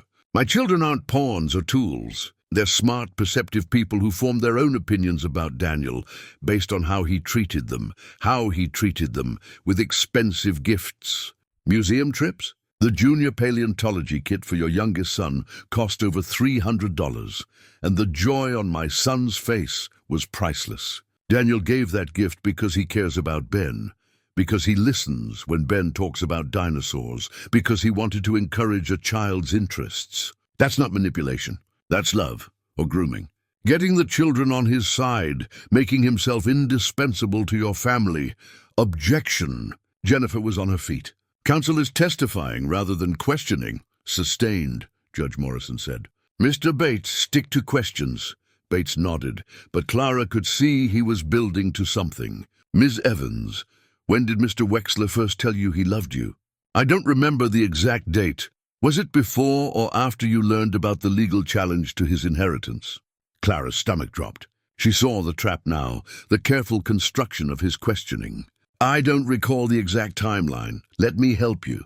According to Mr. Wexler's attorney's records, he was notified of Gerald Wexler's challenge on September 15th. According to text messages we've subpoenaed, Mr. Wexler first told you he loved you on September 23rd, 8 days after learning he might lose his inheritance. Doesn't that seem suspicious? No, Clara said firmly. It seems like a man dealing with stress and loss reaching out to someone he cares about, or like a man securing an ally, making sure you wouldn't abandon him when things got difficult. Clara leaned forward, her voice strong and clear. Mr. Bates, you don't understand Daniel at all.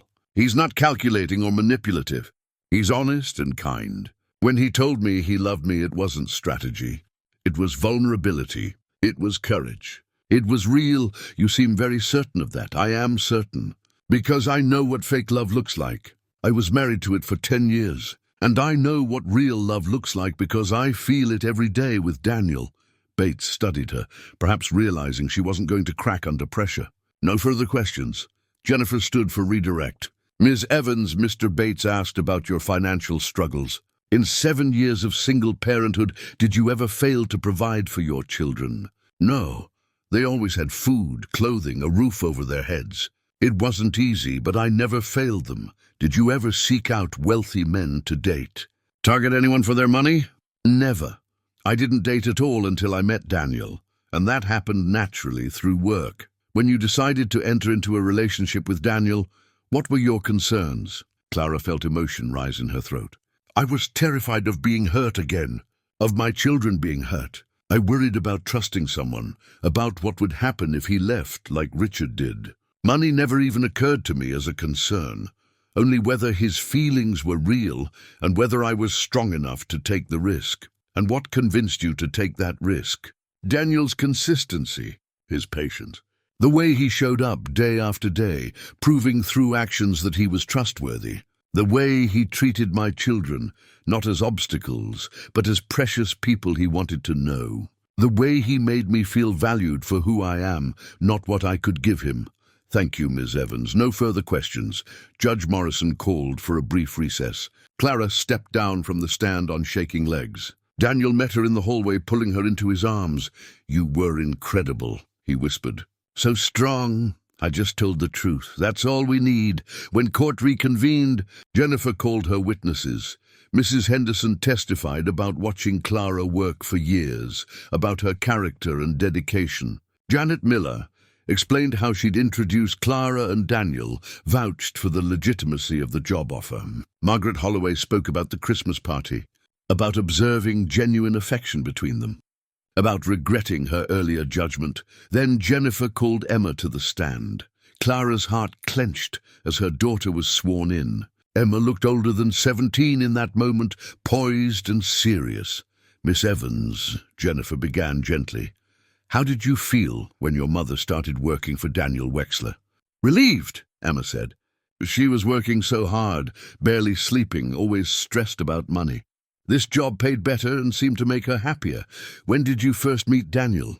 He took us to the Natural History Museum for Ben's birthday.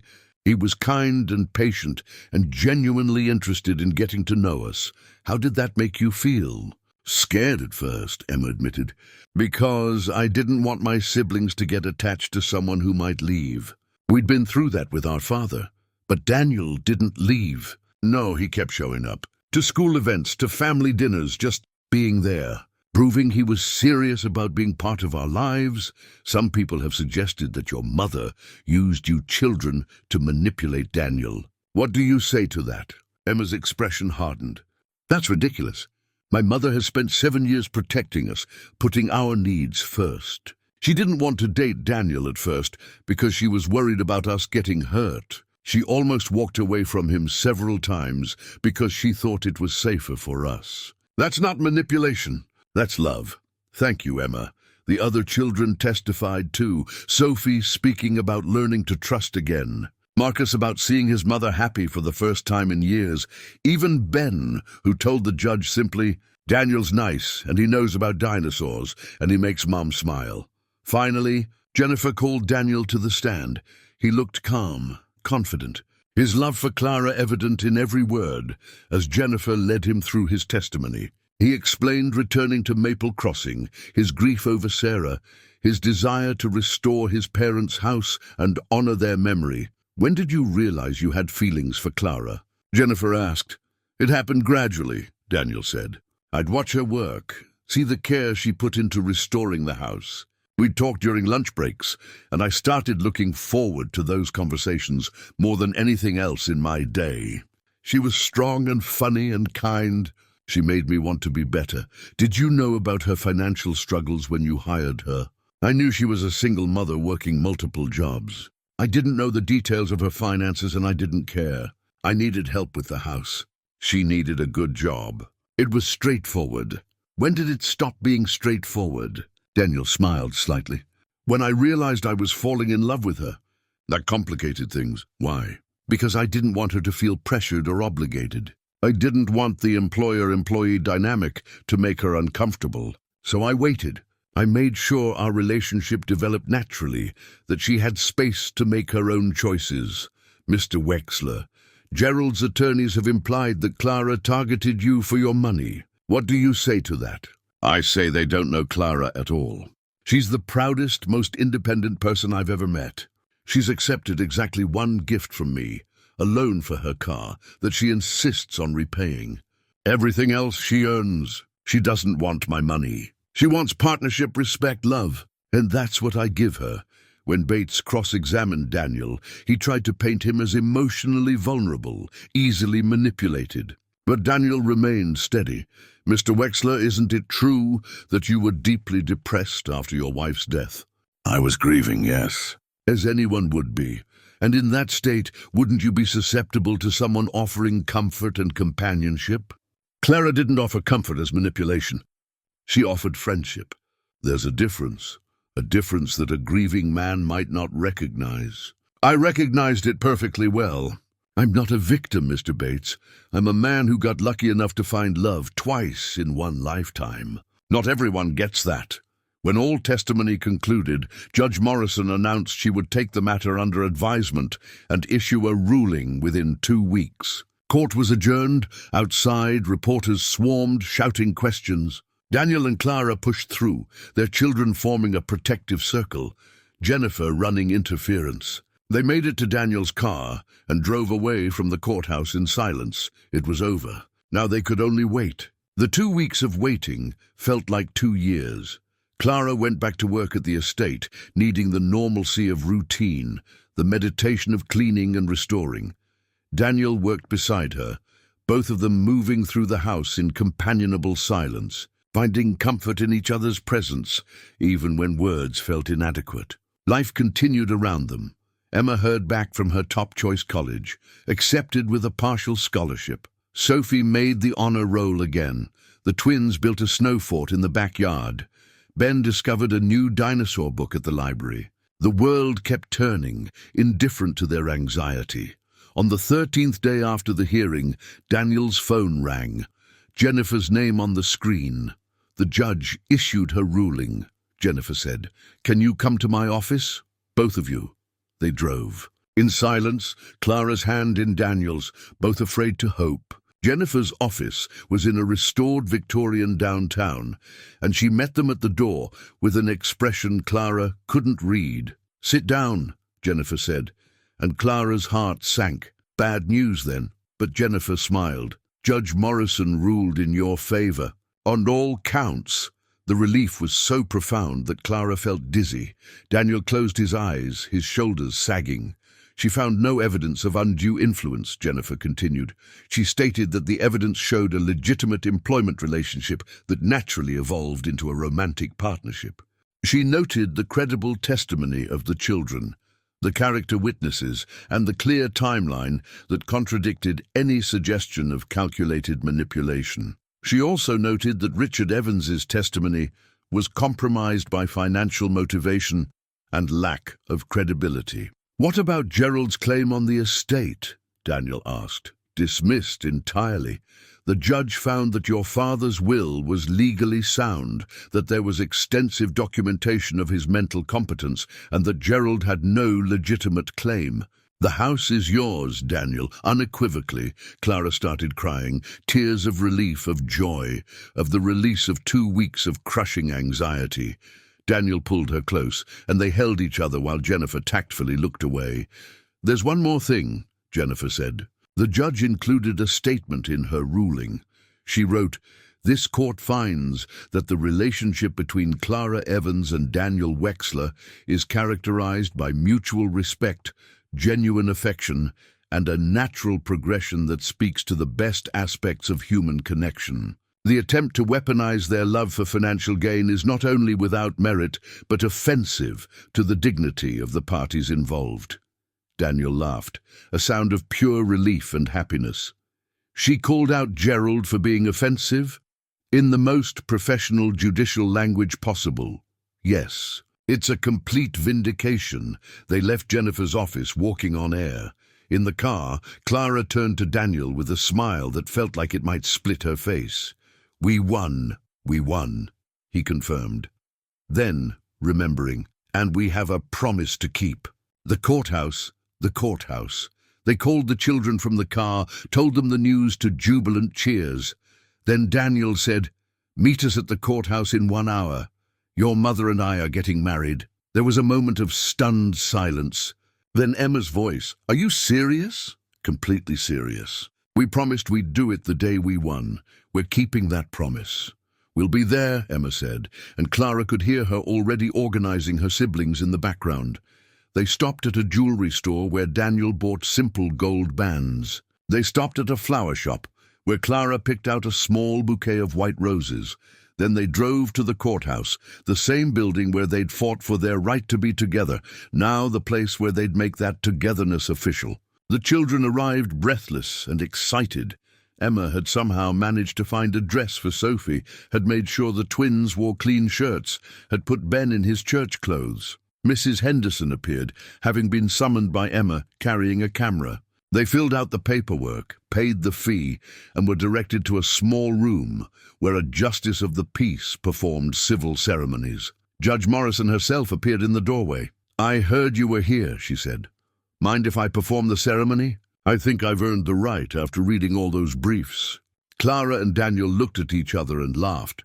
"We'd be honored," Daniel said. They stood before Judge Morrison, surrounded by Clara's children and Mrs. Henderson, in a plain room with fluorescent lights and government-issue furniture. It should have been unromantic, but it was perfect. "Marriage," Judge Morrison began, "is about choosing each other every day. It's about partnership and trust, and showing up even when it's hard. I've seen a lot of marriages in this courtroom. The beginning of them, the ending of them, the fighting over them. And I have to say, I have great faith in yours." She looked at Daniel. "Do you, Daniel Wexler, take Clara Evans to be your lawfully wedded wife, to love and honor, in prosperity and challenge, for as long as you both shall live?" "I do," Daniel said, his voice clear and certain. "And do you, Clara Evans, take Daniel Wexler to be your lawfully wedded husband, to love and honor, in prosperity and challenge, for as long as you both shall live?" Clara looked at Daniel, this man who'd proven that trust could be rebuilt, that second chances were real, that love didn't have to hurt. Guy. She thought about the journey that had brought them here, every struggle and fear, every moment of doubt overcome. "I do," she said. "By the power vested in me by the state, I pronounce you husband and wife. You may kiss your bride." Daniel kissed her, gentle and sweet, while her children cheered and Mrs. Henderson snapped photos. When they pulled apart, Emma was crying happy tears. Sophie was smiling. The twins were making gagging noises and Ben was tugging on Daniel's sleeve. "Does this mean you're my dad now?" Ben asked. Daniel knelt down to Ben's level. "If you want me to be. I can never replace your birth father, but I promise I'll love you and be here for you every single day." "Okay," Ben said seriously. "You can be my dad." They all went to dinner at a small Italian restaurant, crowding around. A table meant for 6, talking over each other, laughing, celebrating. Clara looked around at her family, because that's what they were now, officially and completely, and felt a happiness so profound it almost hurt. Later, after they'd dropped the children at home with Mrs. Henderson staying over, Clara and Daniel returned to the estate. Their estate now, legally and emotionally. They walked through the rooms they'd restored together, remembering. The kitchen where they'd cooked his mother's pot roast. The library where they'd organized books and shared stories. The ballroom where they'd held the Christmas party. Each room held memories of their journey. In the front hall, Daniel stopped beneath the chandelier, its crystal drops catching the light. "I have something for you," he said, pulling an envelope from his jacket. Clara opened it to find a deed. The house. Transferred to both their names. "Daniel, I can't. You already have. You've made this house a home again. You've brought it back to life. It belongs to both of us now." She looked down at the deed, at her name beside his, making it real and legal and permanent. Then she looked up at her husband, and felt the last of her old fears release their hold. "I love you," she said. "Thank you for not giving up on me, for being patient while I learned to trust again. Thank you for taking the chance, for being brave enough to let me in." They stood in the house that had brought them together, two people who'd known loss and found each other anyway. Outside, snow began to fall again, covering the grounds in fresh white, making everything new. Months later, on a warm spring morning, Clara stood in the garden planting the flowers Daniel's mother used to grow, roses and peonies and lavender. Emma was home from college for the weekend, helping Sophie with a school project at the kitchen table. The twins were building something complicated in the workshop Daniel had set up for Marcus's science experiments. Ben was in the library reading about triceratops, occasionally calling out facts to anyone who would listen. Daniel came out of the house carrying 2 glasses of lemonade. He'd been working on converting one of the upstairs rooms into a study space for the children, a quiet place for homework and reading. The estate was fully theirs now, every corner holding some piece of their blended family. He handed her a glass and surveyed her work. "The garden's looking good. It's getting there. Your mother had excellent taste. She would have loved you, you know. Would have loved seeing the house full of children again, full of life." Clara stood brushing dirt from her knees. "I wish I could have met her."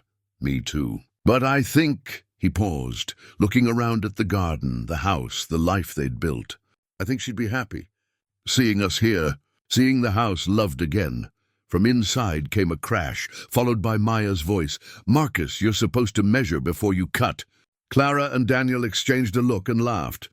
Their life was messy and loud and chaotic. Nothing like the quiet existence she'd imagined during those long years of raising children alone. Nothing like the empty silence Daniel had lived in after losing Sarah. It was so much better.